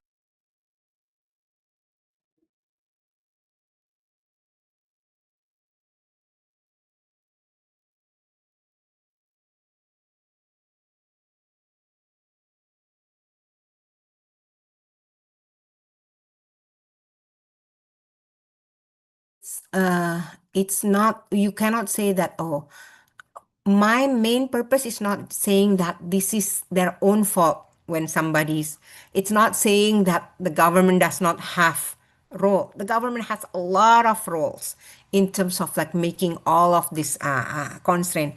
Yes, indeed, when the ladder is not just only one sometimes, and also the obstacles can be more complex for some people.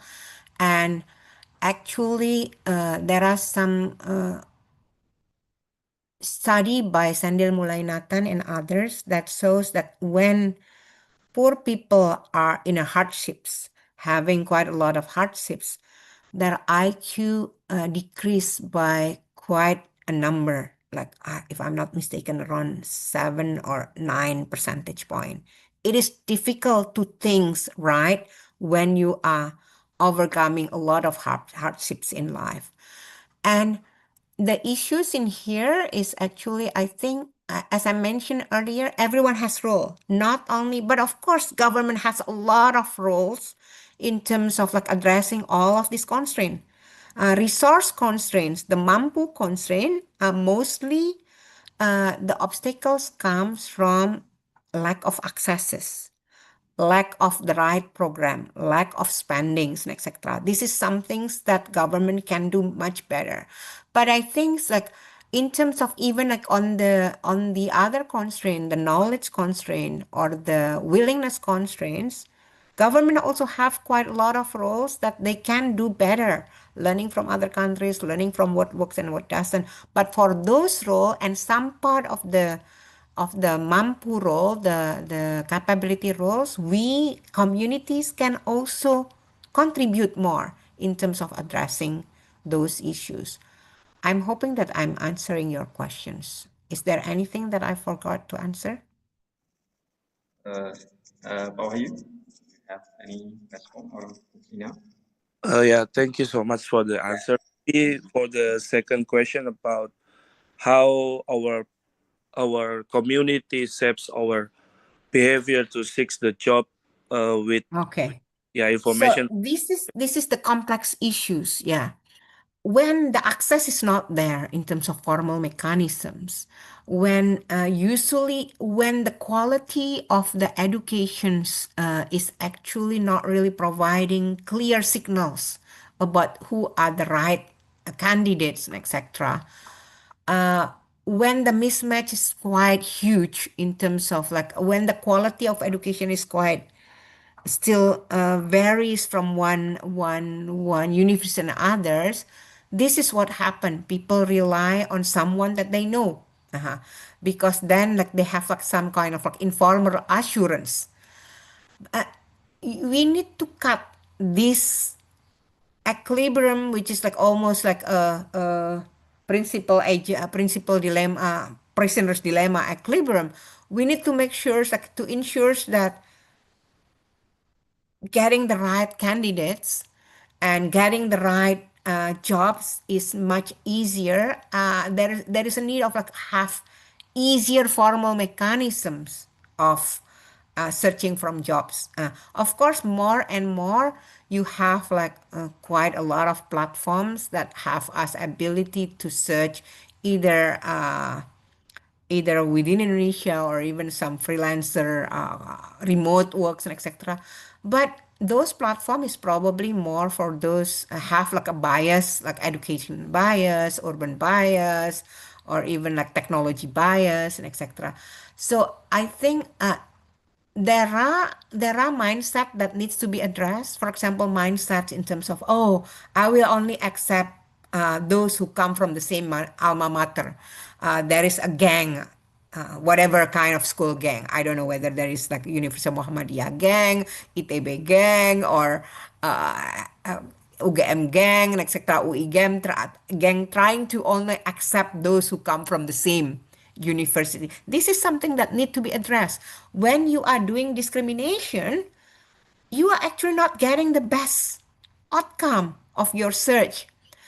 And I think another is transparency and meritocracy that needs to be pushed more in terms of like what you want to emphasize, what you want to maximize is getting the best candidates instead of like getting the candidates that's similar to you or you like or that will give you some kind of quid pro quo later on. So those things needs to be the mindsets of meritocracy, the mindset of growth mindset, the mindset of understandings that it's actually these discriminations, whatever name of discrimination, gender discrimination, ethnic, whatever type of discrimination is actually something that will give you less worse outcome than not doing discrimination. Okay, thank you, Dr. Fifi. I agree with you that we need to tackle the problem in our country. Maybe some businessmen or some government part, they don't realize that they don't get maximum payoff if they do some discrimination. So thank you so much for the answer. Thank you so Thank much, you. Pak, for your question. And the next question from Pak Akti, Pak Khalifani Asidi. The time is yours, Pak. Okay, thank you very much, Pak Eki, for the time. Hello, Ibu Vivi. First of Hi. all, I would like to say welcome to our international conference, and thank you that you all accepted our invitations. My name is Khalifani Ashidiki. I'm from Economics Department, Universitas Muhammadiyah in Jakarta. And actually, I want to talk a little bit about the mismatch between education and the labor market, and have in which that you have already shown us that this is a problem. The mismatch is a problem, especially in developing countries or in Indonesia itself. However, we've seen different kinds of efforts in order to address this issue. For example, like there are plenty of training programs, job fairs, also encouraging more proactive job search. But the gap between what people study and the work they actually do still seems persistent. And I know that this mismatch still continues until now, and what might be the long-term consequences for especially for young people and for the economy as a whole. And secondly, I was tricked by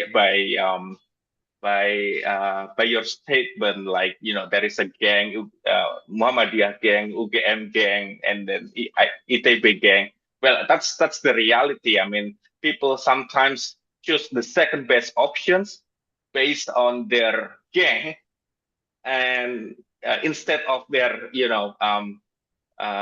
skills or knowledge. So I mean, behaviorally, they think like it's the best to do or to accept candidates based on the relationship, not based on the not objectively. That's what I'm gonna say. Okay, that's all the questions. Yep. This is almost like kind of like, I don't know, like buying the cat in the bag kind of things. Kucing dalam karung, and sometimes like they choose the karung instead of like the cat. So I think there are, in terms of mismatch overall, uh, quite a number of things that needs to be, which probably can have like some ways of addressing these big issues, because mismatch will have this is something that needs to be addressed, because this is one of the things of why productivity in Indonesia is very low. Why Indonesia cannot really compete in this AI technology and digital dividend technology. Why what we export is still very much more crude based and material based instead of some things. Why we cannot really climb up with all the others possible opportunities with others. And I think it needs to start by several things, like in terms of like, of course, Muhammadiyah will have like jaringan of education, etc. The things that needs to be put in place at the first thing is making learning as enjoyable as possible. What happened in Indonesia, I keep telling this anecdotal evidence that a long time ago, that presidents of World Bank came to Indonesia, and he came to kindergarten, and everyone was like, all the children are very active, asking a lot of questions, talking, singing, and etc. Then he was being brought to SD class 1, primary school, level 1. None of the children speak. They all just sit and not really asking questions. what happens? Why you did, like, what kind of brainwash that happened that you can change people, children, from 1 year, from being those curious George kind of like children to someone who just like being obedience. So you do need to change to make school as interesting, as enjoyable as being in kindergarten. The second thing is getting people growth mindset in terms of everyone can be smart. Otak itu seperti otot. What is it, like your brain is like muscle. If you use it, it will becomes better. And everyone can be smart in their own ways. People probably thinking smart is being, really a math wizard that can do all kind of like this class of champions activity. No, you could have different kind of smart. Everyone can be their own way of smart. Really giving them their being in the driver of their own life by finding their ikigai. What is it that they would like, that they are having like a lot of passions, having skill, having meaningful goal, and some things that knowing about like what's being needed by the market. And what happened in Indonesia, I still remember that even my math teacher said that I should be doctor. And my father said that I should be doctor, and I'm afraid of blood. I choose to be math students for my undergrad, even though probably math students are not being seen as a lucrative jobs later on. Finding your ikigai, then afterward there is a lot of things of like needed of reforming the education. The university needs to be reformed. Hari gini, you have so many ways to be a better coach of your students instead of just being one of the only way of getting informations. With the technology, with Coursera, edX, with ability to learn anything, what's needed is just mau.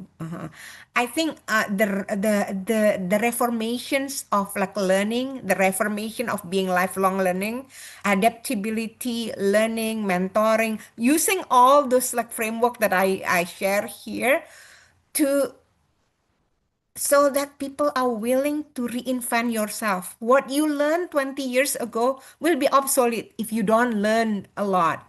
So I think that will address the mismatch. Then nowadays is also there are a lot of ways to actually put more signals about your niche capabilities, showing your portfolio, showing what you have done, so that like they will not just like it will be their loss if not hiring you, because they know that you can do A, B, C, and D. This is the proof, and etc. Instead of just choosing someone based on their gangs.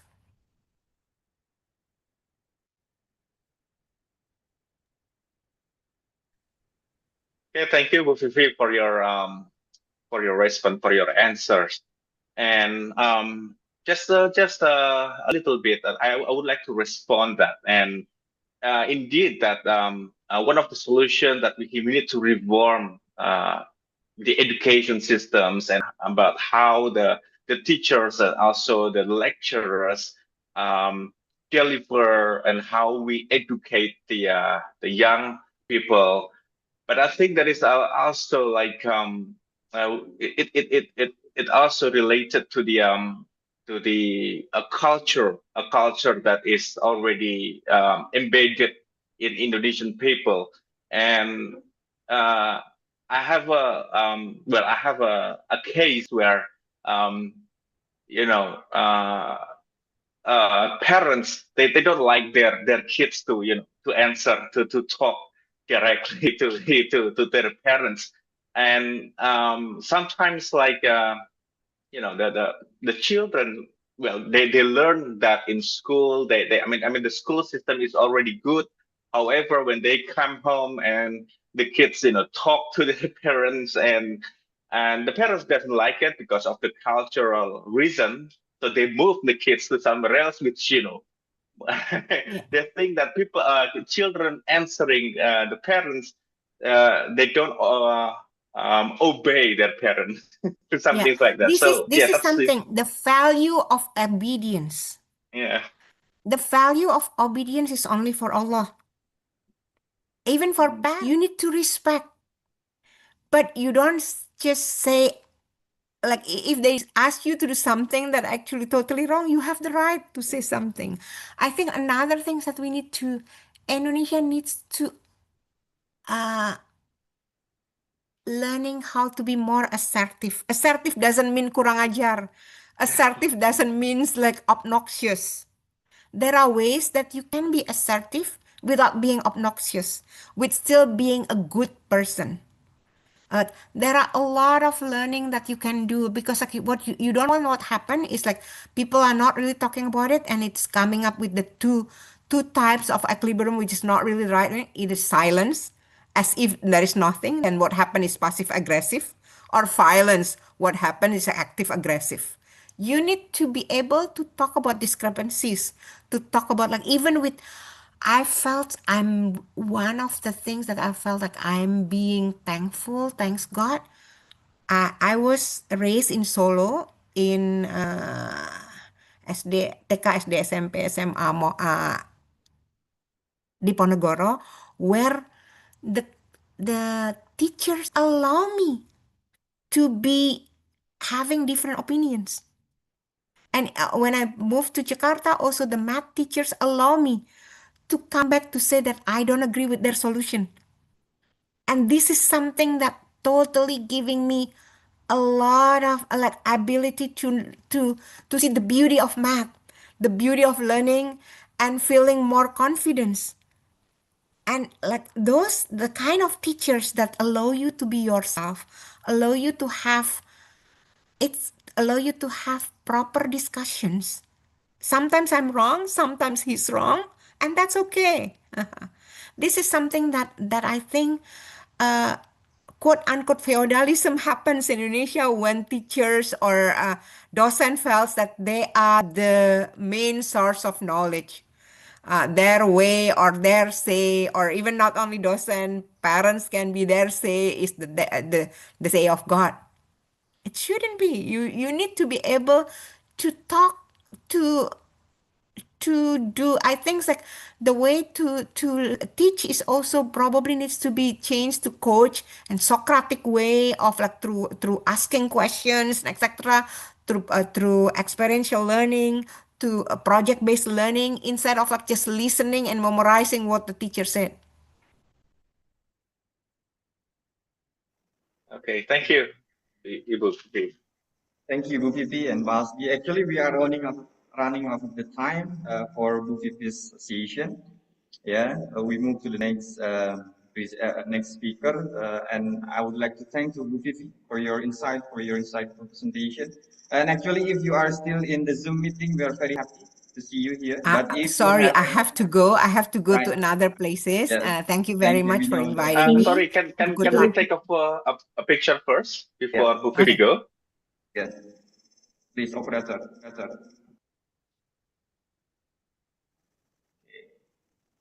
One, two, three. Once more. One, two, three. Okay, thank you so much. Okay. Bye. Thank you. Thank you, Bu Fifi. Thank you, Bu Fifi, Dr. Fifi. Assalamualaikum. So we jump to the next speaker here. But before that, I just want to say greeting to Pak Firman. Pak Firman. Yes, I am here. Can you hear me? Okay, yes, clearly. Thank you so much, Pak Firman. Okay, but before that, I just want to introduce him very short. Yeah, Pak Firman. Pak Firman Witular Kartadiputra joined the Indonesia project Art Gordon Department of Economics, Crawford School of Public Policy, Australian National University, November 2018. Previously, he was the research director of Supplementer, yeah, and a research organization based in Yogyakarta, Indonesia, and a research economist at the Development Economic Research Group at the World Bank DC from 2009 to 2015. He held a PhD in economics from Michigan State University. Yeah, I couldn't say I couldn't tell you your CV more, Pak Firman. I'm sorry for that. But the time is yours, Pak Firman. We are very excited to listen from you, your insights, your very wonderful presentation. The time is yours, Pak Firman. You have around 30 to 40 minutes, yeah, for presentation, and 15 to 20 minutes for Q&A. The time is yours, Pak Firman. Okay, thank you so much. Thank you so much. I would like to thank UMA for the invitation to share my reflections about my research. So I'm now going to share my screen. Yeah, and I'm sharing the right screen. I'm sharing the slides, right?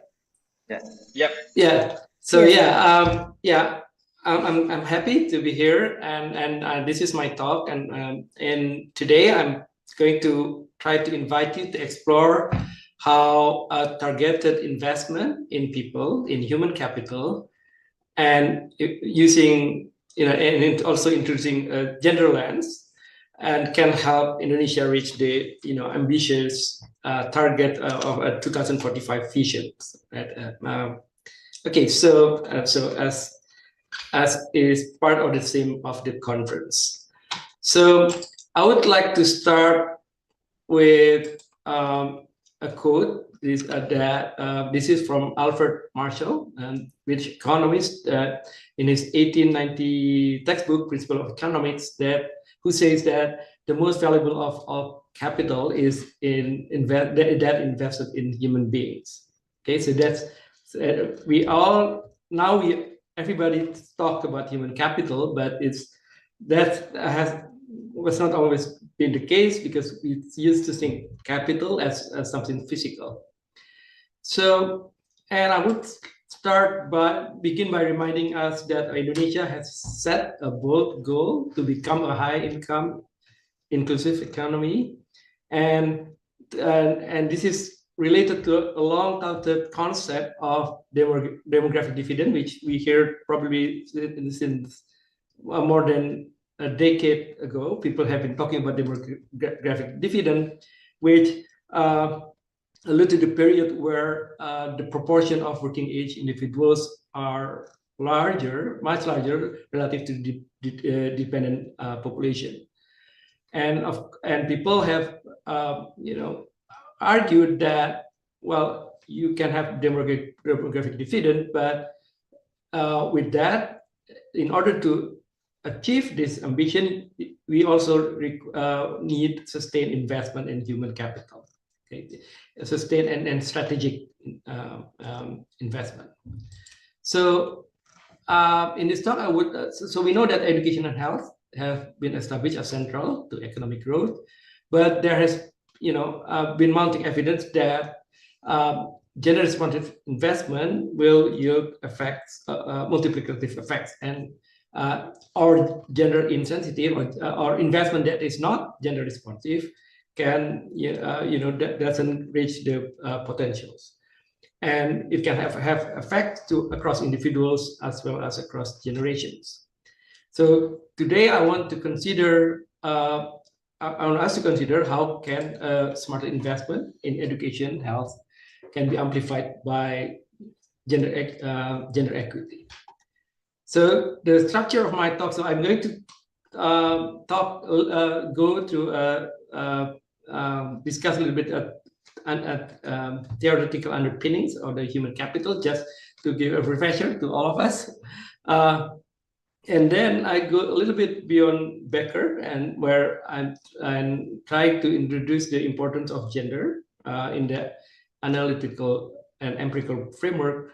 And then what I'm going to do in the rest of the talk, I'm just going to draw examples of research, mostly those that use Indonesia Family Life Survey, and looking at how education and health and human capital change over time.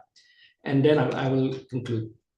So, and the reason that I'm using that research lens is due to my involvement in Indonesia Family Life Survey, and my research focus around the topic.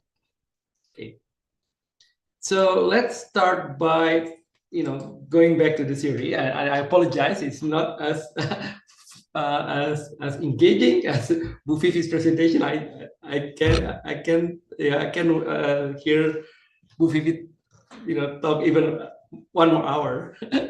So it's so engaging. So, but I have to take you back to theory. So I want to remind us about this paradigm, the human capital, that looks at people as the key driver of growth, of productivity, right? Where human capital is seen as a stock. It's a stock of knowledge, of skills and health, education, and other attributes.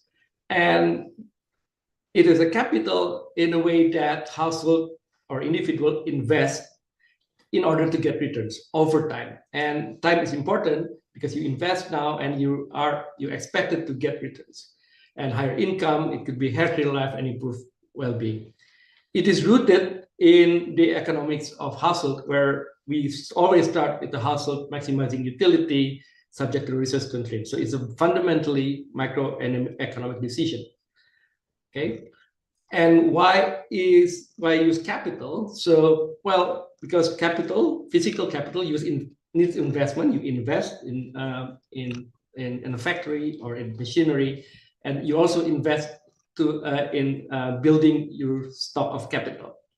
And like physical capital, investment requires cost, and you will get returns that occur over time. So you invest in education with the expectation I'm getting a higher wage, right?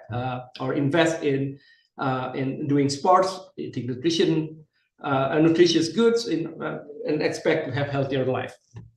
But a lot of time we forget that capital is also depreciated, and this is true also with human capital. And Bu Vivi just told us brain is muscle.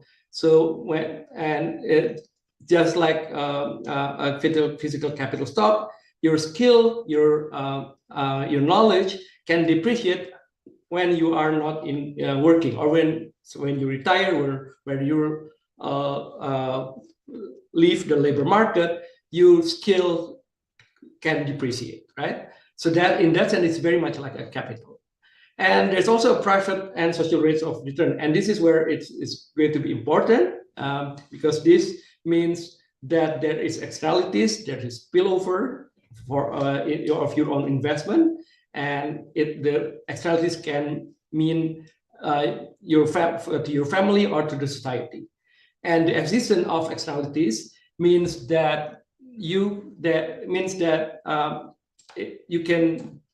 it's a justification for public policy. So public policy will play a role in determining human capital, even though fundamentally it's an individual or household decisions.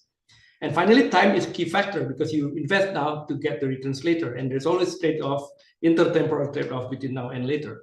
And because of that, I think as an analytical framework, or that longitudinal lens is critical is crucial to be able to follow people as they move over time. And this is also as like Bu Vivi showed us earlier, as people move the ladder over their lifetime, right?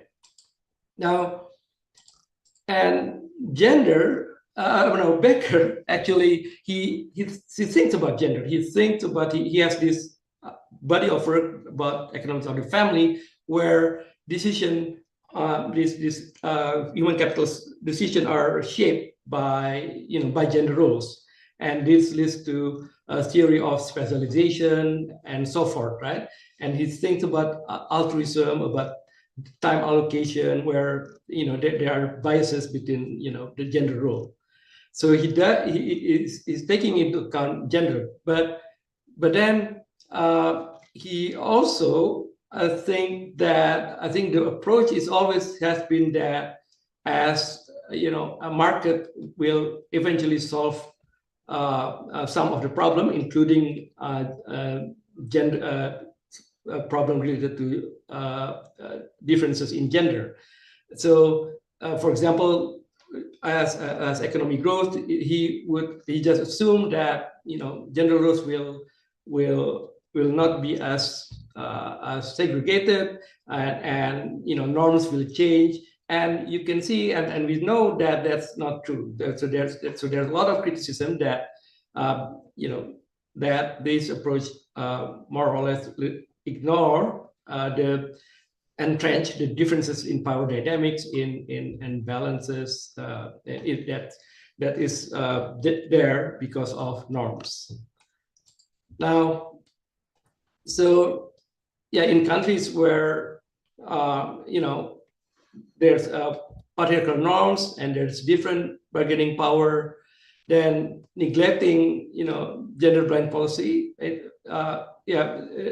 neglecting gender will be detrimental for the outcome, because that means you ignore these power differences. So we need to somehow incorporate the frameworks that address other issues like capabilities and thinking about social norms that view gender is not as an explanatory variable, right, but also as a design lever. When you think about policy, you have actually used to think about gender as a policy lever. So the next thing what I want to talk is go through a series of evidence and based on just examples. So these by no means comprehensive examples that try to look at our achievement, Indonesia's achievement in education, in building and health, in building our human capital, but also trying to see where we still fall short, and particularly when it comes to gender. So again, I apologize that I'm going to go through another, a big to a little theory just to give a framework that we can think again education as a stop, right? That is cumulative to a production function, where there are things that individuals and household can control, right? So, but like how much schooling inputs, right? Yeah, that they buy, how much, I go to school. I just want to go, my children to take, high school, and then that's it. So that it depends on things that you can control. It depends on, of course, on individual characteristic, but also depends on external factors in which there where policy can come in. So then household make this investment to accumulate the capital, which then create the demand for education. So again, it's ultimately a micro decision, and it will be determined by the cost of investing in additional year of schooling, for example, or in an online course, thinking about how much marginal returns you will get over time, and trying to maximize your to do the constraint optimization. Now the input itself, schooling inputs are not like the quality and physical, are supplied by government or the private sectors. So again, there's a role of policy. Now, in that case, so when you look at the outcomes, that we can see how gender can play a role. There are channels where, yes. Share to us your biggest challenges in doing the community service. We can start from Mirza, and then Fauzia, and then Akotim. Sorry? Please continue, Mas Firman. Okay. It's that. Okay, sorry. So we look at the outcomes. There are, and these are some of the examples where gender differences, the potential channel for differences. There could be girl or son preference in how parents invest in their kids. There are different costs, whether it be a monetary cost or distance or difficulty to get to, in terms of access to school, and and also in terms of the obligation at home, domestic work, what kind of work girls and boys are supposed to do, which is determined by norm, right? Now, so those are again where just to emphasize how gender play a role even in the early part of our human capital investment. Now, let me go to what happened in Indonesia, right? So there has been decades of improvement. If you look at two key human capital indicators that we always use for education, that would be years of schooling and illiteracy rate. And this is from Sri Mulyani's chapter in a book that they published with NU, part of a conference. It looks like, okay, we're on the right track. Human education is improving, but still, if you look closely, there is still drop off from primary school transition, just like Bufi said. There are a lot of population still. Tertiary education is still low, and there are people that idle, right? And if you go further, and then this is a quite important paper by Amanda Beatty and with colleagues at Smeru, Daniel, Pak Asep, and so forth, that using the data from IFLS, where individuals, children were asked the same a set of numerical questions, and they look at 2000 and 2014 data, and there's actually a decline in learning that is quite large, approximately by 0.2 standard deviation. So, in fact, this is like they at the same age, same cohort, then they have to do the same the numerical test, and this shows that okay, we have addressed the quantity, the attendance, the enrollment, but in terms of quality, there's still an issue. And of course, everyone knows about our records with PISA tests, how we still lag behind other countries that at the same development stage as ours. So looking at longitudinal lens, again, here is about transition, and this is again using data from IFLS. And this is a paper that Teguh Yudo from UI3 and myself for a few years back, that look at school transition, right? So how early adverse experiences in schooling, when you have great retention, will have cast a long shadow and in affecting your outcome in later life, in later schooling. And this showed the transition between school level, between years. So the drop-off, even though it's improving over years, there is still an issue there. And we see that, and on the positive side, we see that household background and household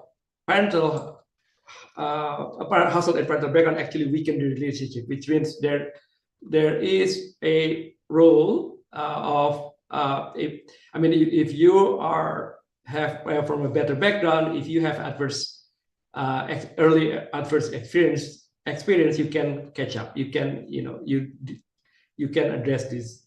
You're better off than if you're from a worse background. So in terms of going to think about gender, and you think about human capital, and one of the main reasons, not the only reason, to get education is to be able to enter the job market and get a better job. Now, there are unequal outcomes in terms of output, because women in Indonesia, they tend to work in lower skill, lower earning sectors, and this is actually using Socornas, not IFRS, despite the fact that over the years or the decades, there's a parity in education. Men and women, there are actually, there's not much difference anymore in terms of education. Women also have lower labor attachment, so they'll start working, but they left in their mid-20s, mostly because of family formation, marriage, and childbearing, and so they have lower labor attachment. And we talk about how our skills can really quickly depreciate, and if you actually working in a formal sector, or you will gain firm-specific or sector-specific skills, once you lose the job, you cannot use the skill, or the skill depreciates. So there's obviously a gender disadvantage here, and they also suffer from significant child penalty. And this is the work that Merdekawati and I done with using IFRS, looking at women who were working around the first childbirth, and see that the probability of working dipped when there were the first childbirth, and then only takes a few years. Sorry, this is meant to show higher and lower education, and it takes a few years, right, for women to actually able to enter the labor market. So they have to, and the trajectory will never catch up because they lose those years outside the labor market.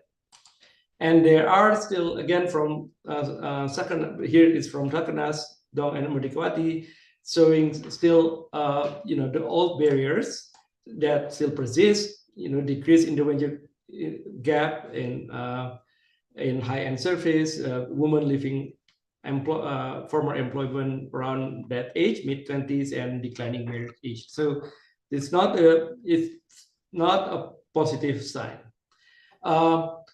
And another examples of things that we can look at using this longitudinal lens and also gender perspective is this is a paper by Wicaksono and Mangunsong. It's forthcoming in BS. I think it's already published online, that trying to look at author's framework of trying to divide jobs into different tasks, where there are jobs that are manual and routine, and there are manual but require a certain amount of cognitive skills, but there's also jobs that require that high cognitive skills and non-manual, right? So and they try to look at the association between those types of job with wages, and this is important because job is changing very rapidly, even before AI. And this paper is actually talking more about automation, and you would expect jobs that are routine and manual will be replaced, will be insecure, right? And as is shown here, that there's a negative slope between those type of job with wages. Although in Indonesia, routine cognitive jobs still command a higher wage, but you can expect, again, going back to the earlier pictures where women and men are segregated into different jobs, different occupation, then in general, women will be in works that are more routine and more insecure. Okay, and therefore more insecure. So those are the kind of we're thinking about human capital investment, but those are places where there are always there's a lot of shortcoming that should be addressed if we want to think about is investing sustainably and strategically. So let me see about the time. Okay. I'm now moved to gender and to health. Sorry, and again, I'm try to bring the framework of the same model and thinking about health production function. And note that some of these are outside individual controls, and environmental factors can include disease environment, can include policy, food availability, prices of health, access of services, and access to JKN and so forth. And remember that as also education, health is dynamic. Is what you experience in the early childhood may have long-term effects in terms of health, but also can spill over to your other measures of human capital and also well-being. And gender differences in health outcomes started early can very likely shape throughout your life course. So norms, institutions that affect your outcomes, your health outcome when you're still even in or early years will propagate through the life course. And you can think of and probably more important than education, the life cycle course approach is, you cannot escape that in terms of health. There are stages that you go through as you go older, right? And how did Indonesia fare in terms of health? Well, again, we start with the most common, the easier numbers that we like to look at, which is infant mortality rate and increasing life expectancy. All good, but we all know that Indonesia has a severe stunting problem, right? We have been hearing this for many years, and while it continues to decline, and probably will continue to decline, but it will. We cannot expect this to dramatically drop, because the way cohort moves, it just doesn't work that way. So we should expect gradual decline if everything works well, right? And so it's still going to be a major concern in years, and will continue to have long-term consequences. And this is a paper from a recent PhD graduate of UNPAD that used IFLS, Esta, right? She's looking at, trying to look at stunting in early childhood with later outcome, cognition.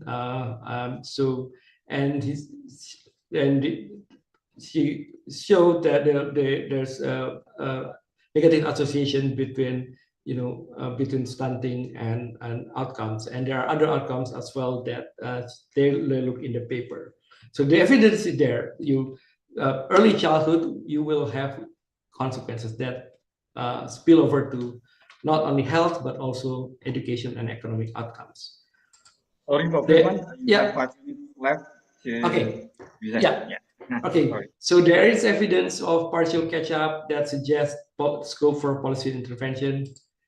And I wanted to, there's more evidence that, I'm close. For example, this is a working paper that I have that I worked on with Elan, Satriawan, and Ranjan and Takashi Yamano, that look at anemia. And the reason we look at this is it's important to look at anemia from at younger women, even before they are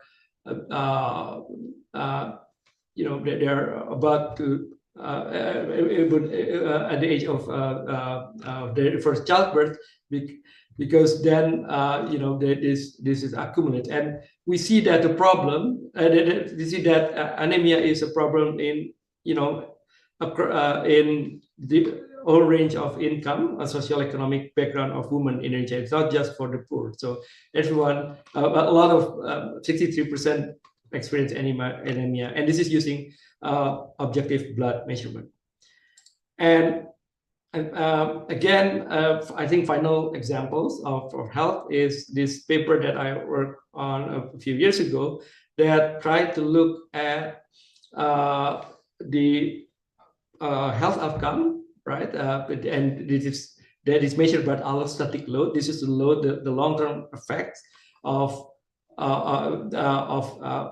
long-term measure that we think that we associate with the pregnancy outcome much earlier in their life. And we find evidence that pregnancy with negative outcome lead to negatively associated with other measure of health with the allostatic load. So, and then there's emerging issues that's related to health and very gendered that have to do with aging, right? So and the way that related to division of work, division of domestic care, who have to do what, that will have also along a very strong gender dimension, and related to how human capital is being accumulated. So now, so that is the sort of examples that and I'm trying to look at human capital from using a gender lens, and also taking advantage of longitudinal data. So what do we learn? What do I expect we can learn from this? Well, I think, well, first of all, the key takeaway, right? I think so. We know that human capital investment are often in the household and individual decision, but both of which can be and always are affected by policies, by program, whether directly on health or education or through prices. Gender is not simply a comparative angle to compare, but also can be used as a policy design. It should be used as a policy design lever that make investment to make investment in education and health go further. And for example, there are programs like that look at that specifically increase labor participation that will also generate income and lead to better higher income and better health. Programs that improve female adolescent health will have intergenerational education and health impacts. And there are programs like PKH that actually put women as a gender as a conditionality, and therefore a different channel where gender issues can play an important role. We are using, and you should do that, and we can use the tools that are disposable, whether we're an economist or our background is political economy, sociology. We can use that. So, and finally, and going back to the lens that I'm using, it's really important to have high quality data, preferably longitudinal data that can shed light on how health, education, investment, and also economic shocks can impact women and men differently. And it is indispensable. It's indispensable if we want to track how our investment perform over time. That's it from me. Thank you for the opportunity, and we can go to question and answer. Thank you. Thank you, Pak Firman, for your very wonderful presentation. Yeah, it's such completing the previous speaker also. We talk about the poverty, and now we are talking about the human capital more. Yeah, and this is the session for Q&A. This participant, please raise your hand in the chat box. Yeah, and I will mention your name. Yeah, please please, if there are any question, ask directly to Pak Firman. The time is yours. Raise your hand, mention your name and affiliation.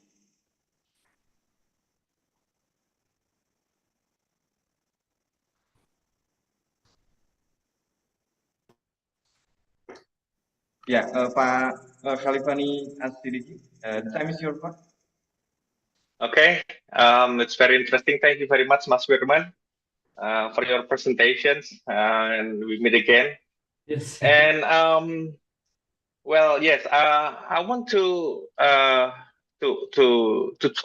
discuss specifically related to gender and human capital. And based on your presentations, that yeah, even with the progress in education and health, women still face major barriers. For instance, like um, early exits from the labor market, care burdens, and the long shadow of the early disadvantage. And why do you think this gap remain even when women and men start from similar levels of education? And secondly, I think most of the existing studies on human capital come from the Western context where common interventions often work well.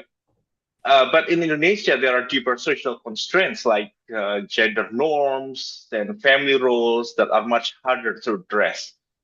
And what kind of interventions do you think are needed to overcome this challenge? And, and do you think education alone is enough to unlock women's full potential in this setting? Okay, thank you. And thank you so much, Kalifani, for the questions. Yeah, I mean, this is if I can answer this, I would be a minister of manpower maybe. So the issue of women labor market is puzzling because female labor position has been stagnating, and some of the issues are well known. We just don't know how to deal with it. It's largely has to do with and the difference in time use in the time burden of women in terms of domestic care and of children that is, like you said, very affected by social norms, but also by policy and infrastructure, right? So that's why there are policies now for early childhood education or child care, whether it's community based or that, and there are actually research that try to think about an intervention to introduce childcare to make it easier for women to reduce their time this unfair unequal time burden, right? So, and there are other also intervention actually that I know the studies that try to work with norms, trying to shift the norms a little bit by, and this is a study by Lisa Cameron and she's currently doing with a couple other authors. They're trying to try to introduce the norm of how are you okay if your wife work or if your daughter-in-law, and this is similar it's been in other countries, that actually learning that people tend to perceive that it's okay for women to work actually can shift your norm. Well, it can shift your norm. So there are a lot of things like, but this takes time, right? And of course, there is also an active labor market policy, the real policy that at the national level that government can do to deal with that. So I think everything has to be done in parallel. It's not, but addressing those key issues, especially around norm, around that affect time use, is very difficult. One more. I want to say one more thing about that. It's also demand side, right? Because we started by thinking about micro foundation of this, but yeah, and all these policies assume that women really want to work. Everyone want to work, but there are barriers because the labor market or the institution doesn't support them. But there's probably also a demand side of it that maybe if as your income is high, you value leisure more, and to the extent that there is a demand for education, maybe it's not the demand for is to get higher earning, but it's just education as a consumption good. And this is, I think, the research that my colleague here, Sarah Dong, is trying to is doing it. Whether maybe, for example, a lot of Indonesian now start to go to college, become a university student, just because they think it's something that you need to do, even though they don't have any plan to work. It's not entirely a supply or institutional issue.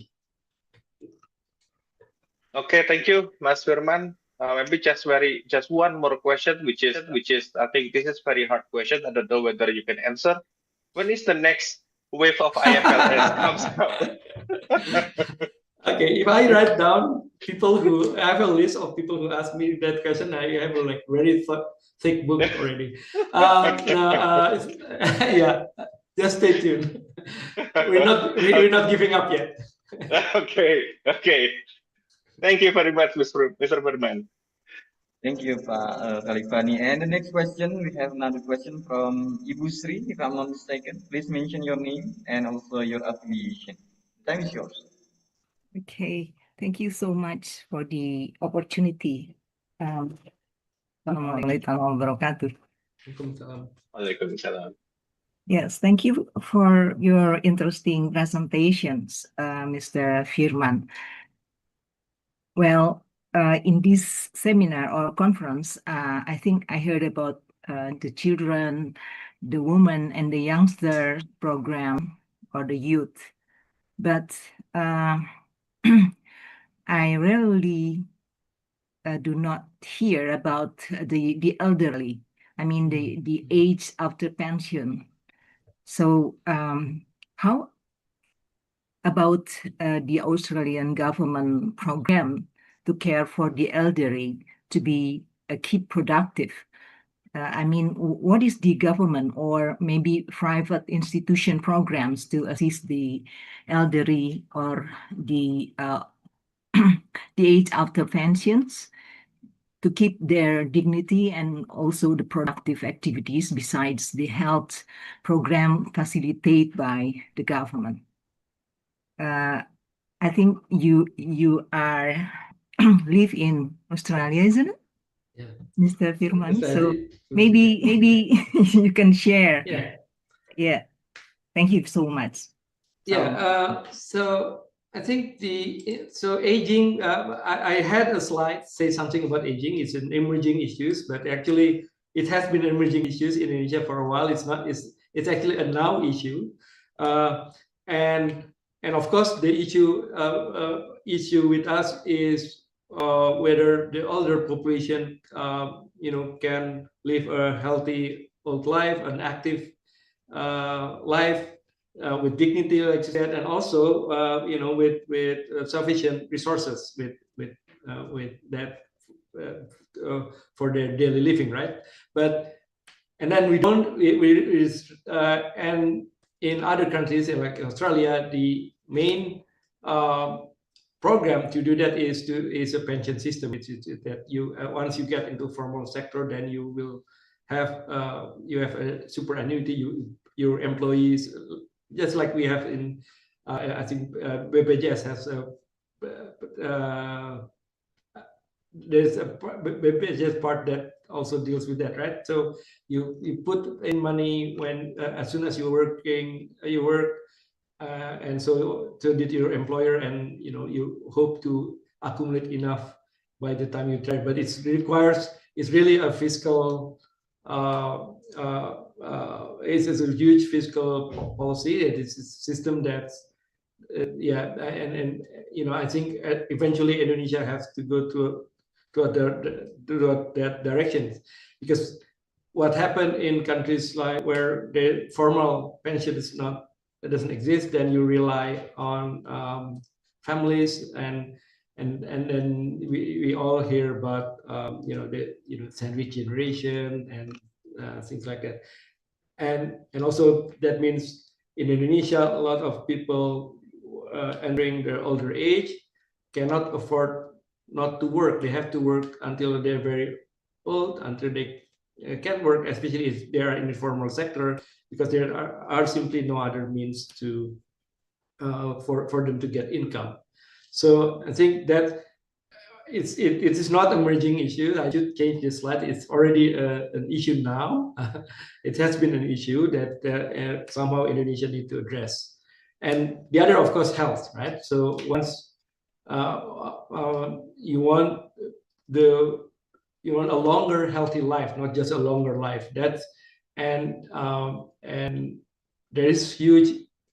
Indonesia is facing a huge problem on that dimension because of the emerging non-communicable diseases that we have not addressed properly, and that means we will have a lot of older people will live an unhealthy life, which means that they cannot, they will have lower well-being. So that's also an issue.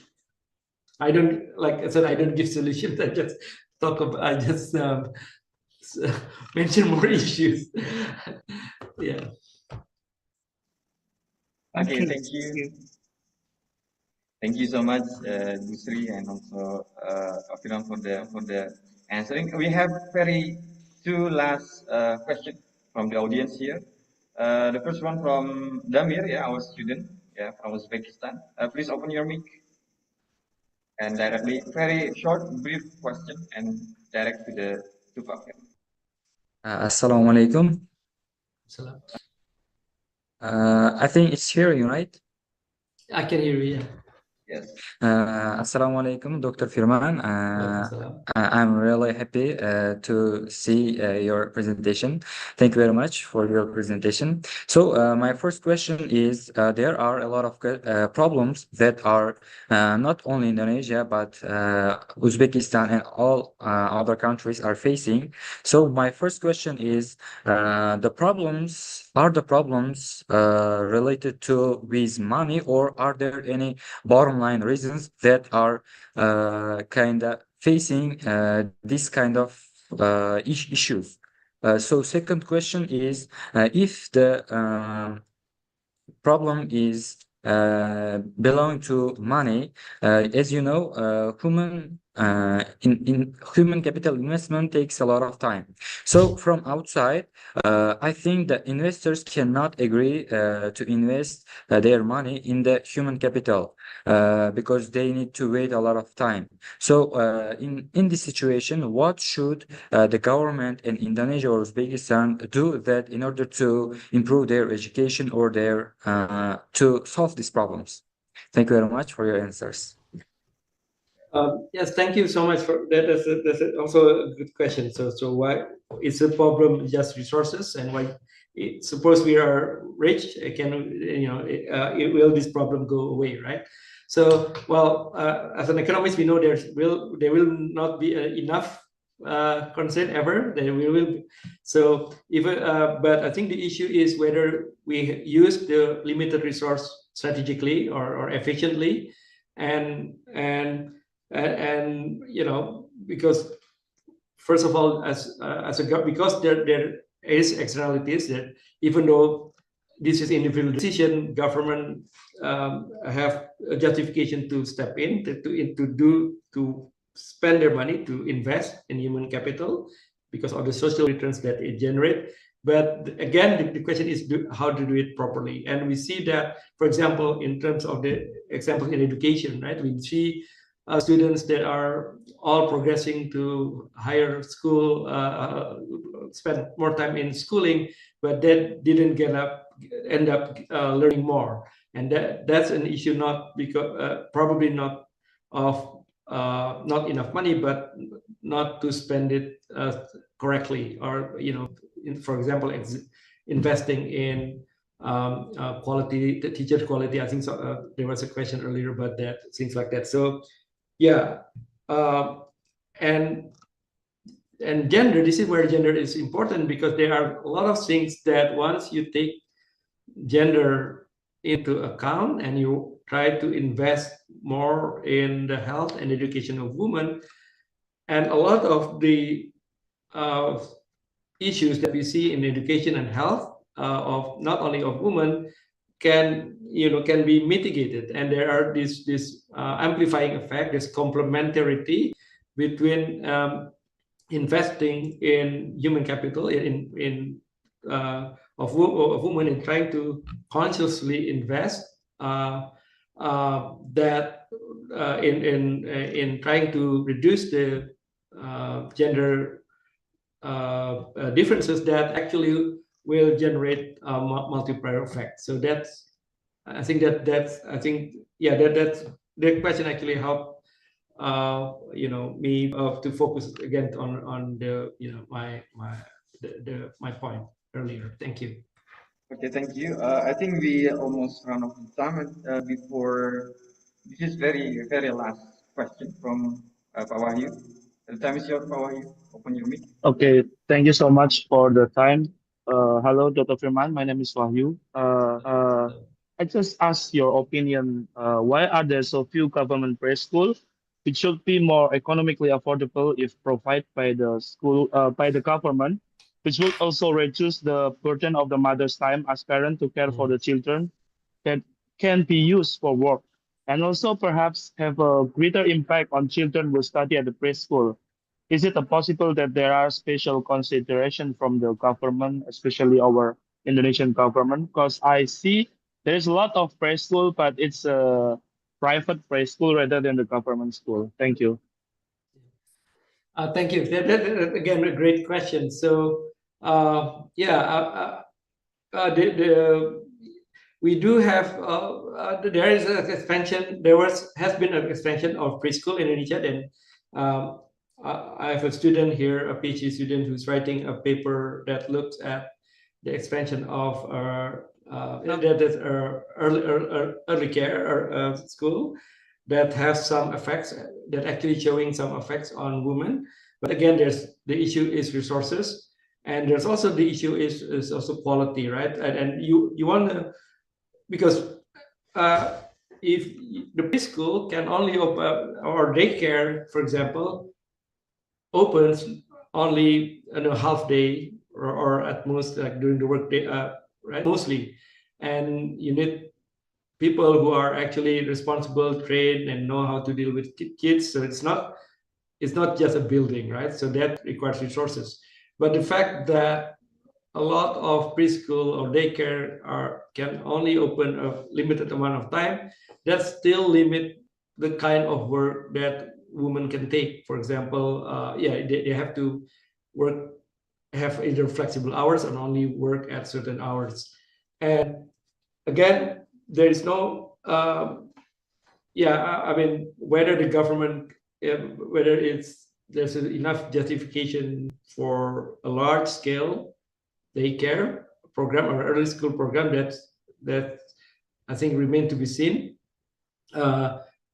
There are efforts in trying to start community care, daycare, and or community, which is not school, community daycare that also I think have mixed results. Some work and some just it doesn't provide what the woman needs. Yeah.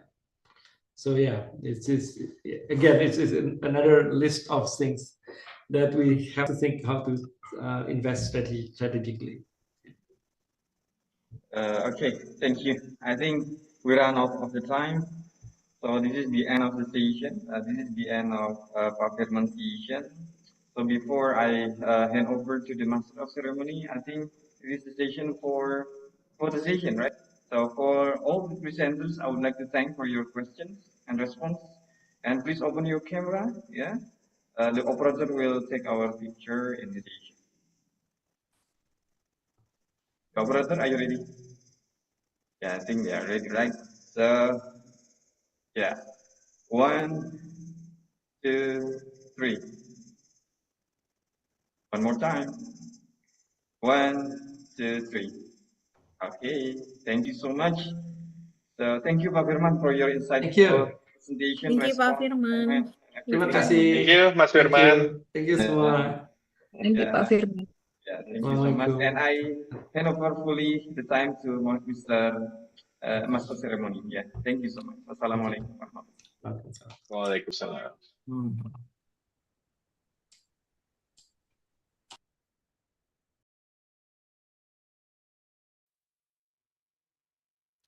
Thank you very much, Mr. Eki Imamul Muttaqin, for guiding the plenary session. So now I'd like to thank our co-hosts, which are University Muhammadiyah Purwokerto, University Atmajaya Yogyakarta, Bina Nusantara University, University Muhammadiyah Malang, and University Islam International Indonesia. Lastly, thank you very much for participants and all of co-hosts. And of course, our beloved speakers, Dr. Vivi Alatas and Associate Professor Firman Vitolar. I'm going to remind you that at 15:30, there will be closing ceremony. Please refer to the Zoom meeting that is written in the book of program. Once again, thank you very much for your attention and your participation. I hope we will meet and collaborate next events. Wassalamualaikum warahmatullahi wabarakatuh.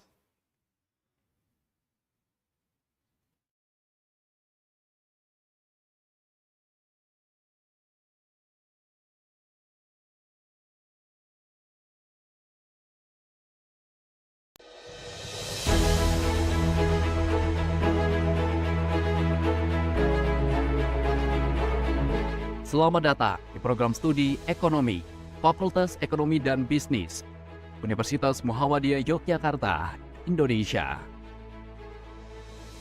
Program studi ekonomi memiliki visi menjadi program studi ekonomi yang unggul dalam pengembangan ilmu pengetahuan dan teknologi berlandaskan nilai-nilai Islam di Asia Tenggara pada tahun 2025. Program studi ekonomi bertujuan membentuk lulusan yang kreatif, inovatif, menguasai teknologi informasi dan komunikasi, serta berwawasan nasional dan internasional. Program studi ekonomi Universitas Muhammadiyah Yogyakarta memiliki 4 enrichment course, yaitu ekonomi pembangunan berkelanjutan, ekonomi kreatif, ekonomi kesehatan, serta ekonomi keuangan dan perbankan Islam. Welcome to Faculty Economics and Business, Universitas Muhammadiyah Yogyakarta. Economic study program with excellent accreditation is the right place for those who are interested in becoming professionals for economic institutions, banking and finance, and also research center Indonesia. Economic study program Universitas Muhammadiyah Yogyakarta is the third of the best study programs in Indonesia in the field of economics, econometrics, and finance based on Simago institution rankings. Economic study program Universitas Muhammadiyah Yogyakarta born to be number 1. The Economic Study Program, Faculty of Economics and Business, Universitas Muhammadiyah Yogyakarta has 2 graduate profiles, namely as economic analysts and entrepreneurs who are equipped with knowledge and insights on various topics related to the problems faced both in macro and micro spheres. Various analytical tools are studied and applied in various cases, supported by technology and integration of Islamic values in each courses. Dalam memberikan pengalaman belajar yang prima bagi mahasiswa, program studi ekonomi memiliki beberapa fasilitas yang menunjang pembelajaran, seperti ruang kuliah yang nyaman, perpustakaan,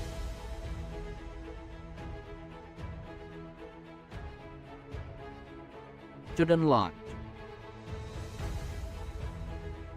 kelas IT, BI Corner, Bursa Efek Indonesia,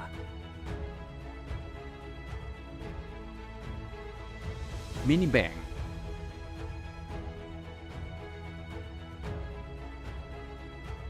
masjid,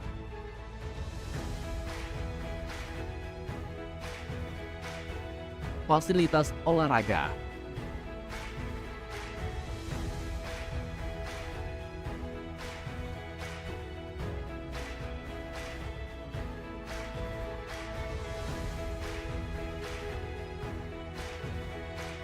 kantin dan kafe mahasiswa,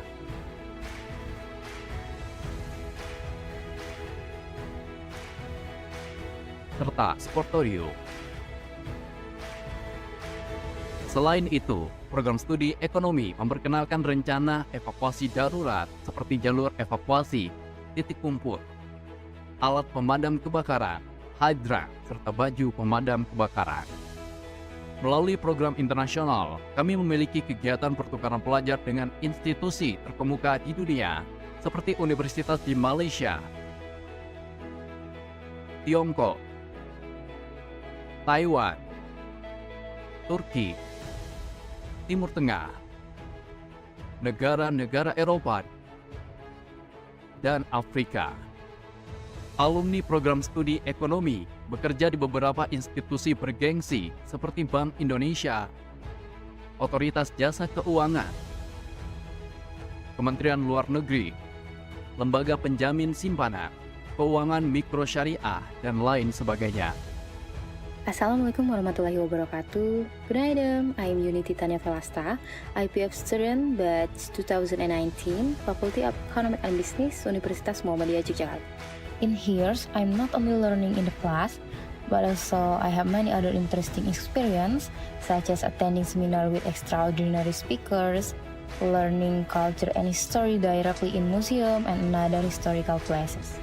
I also had the opportunity to do an internship here at COSAM, a company engaged in research and development in Turkey. IPF had given me a lot of opportunities to enhance my potentials, including my potentials in international levels. So they always push me to the limit that I have to involve in many international activities such as student exchange, international paper competitions, and EDGE. And this experience really helped me to fostering my leadership skills, my independent skill, as well as my participation in international communities. Program studi ekonomi mengadakan event internasional seperti International Conference on Islamic Economics and Financial Inclusion setiap 2 tahun, Summer Course International Training for Young Islamic and Economics Leaders setiap tahun.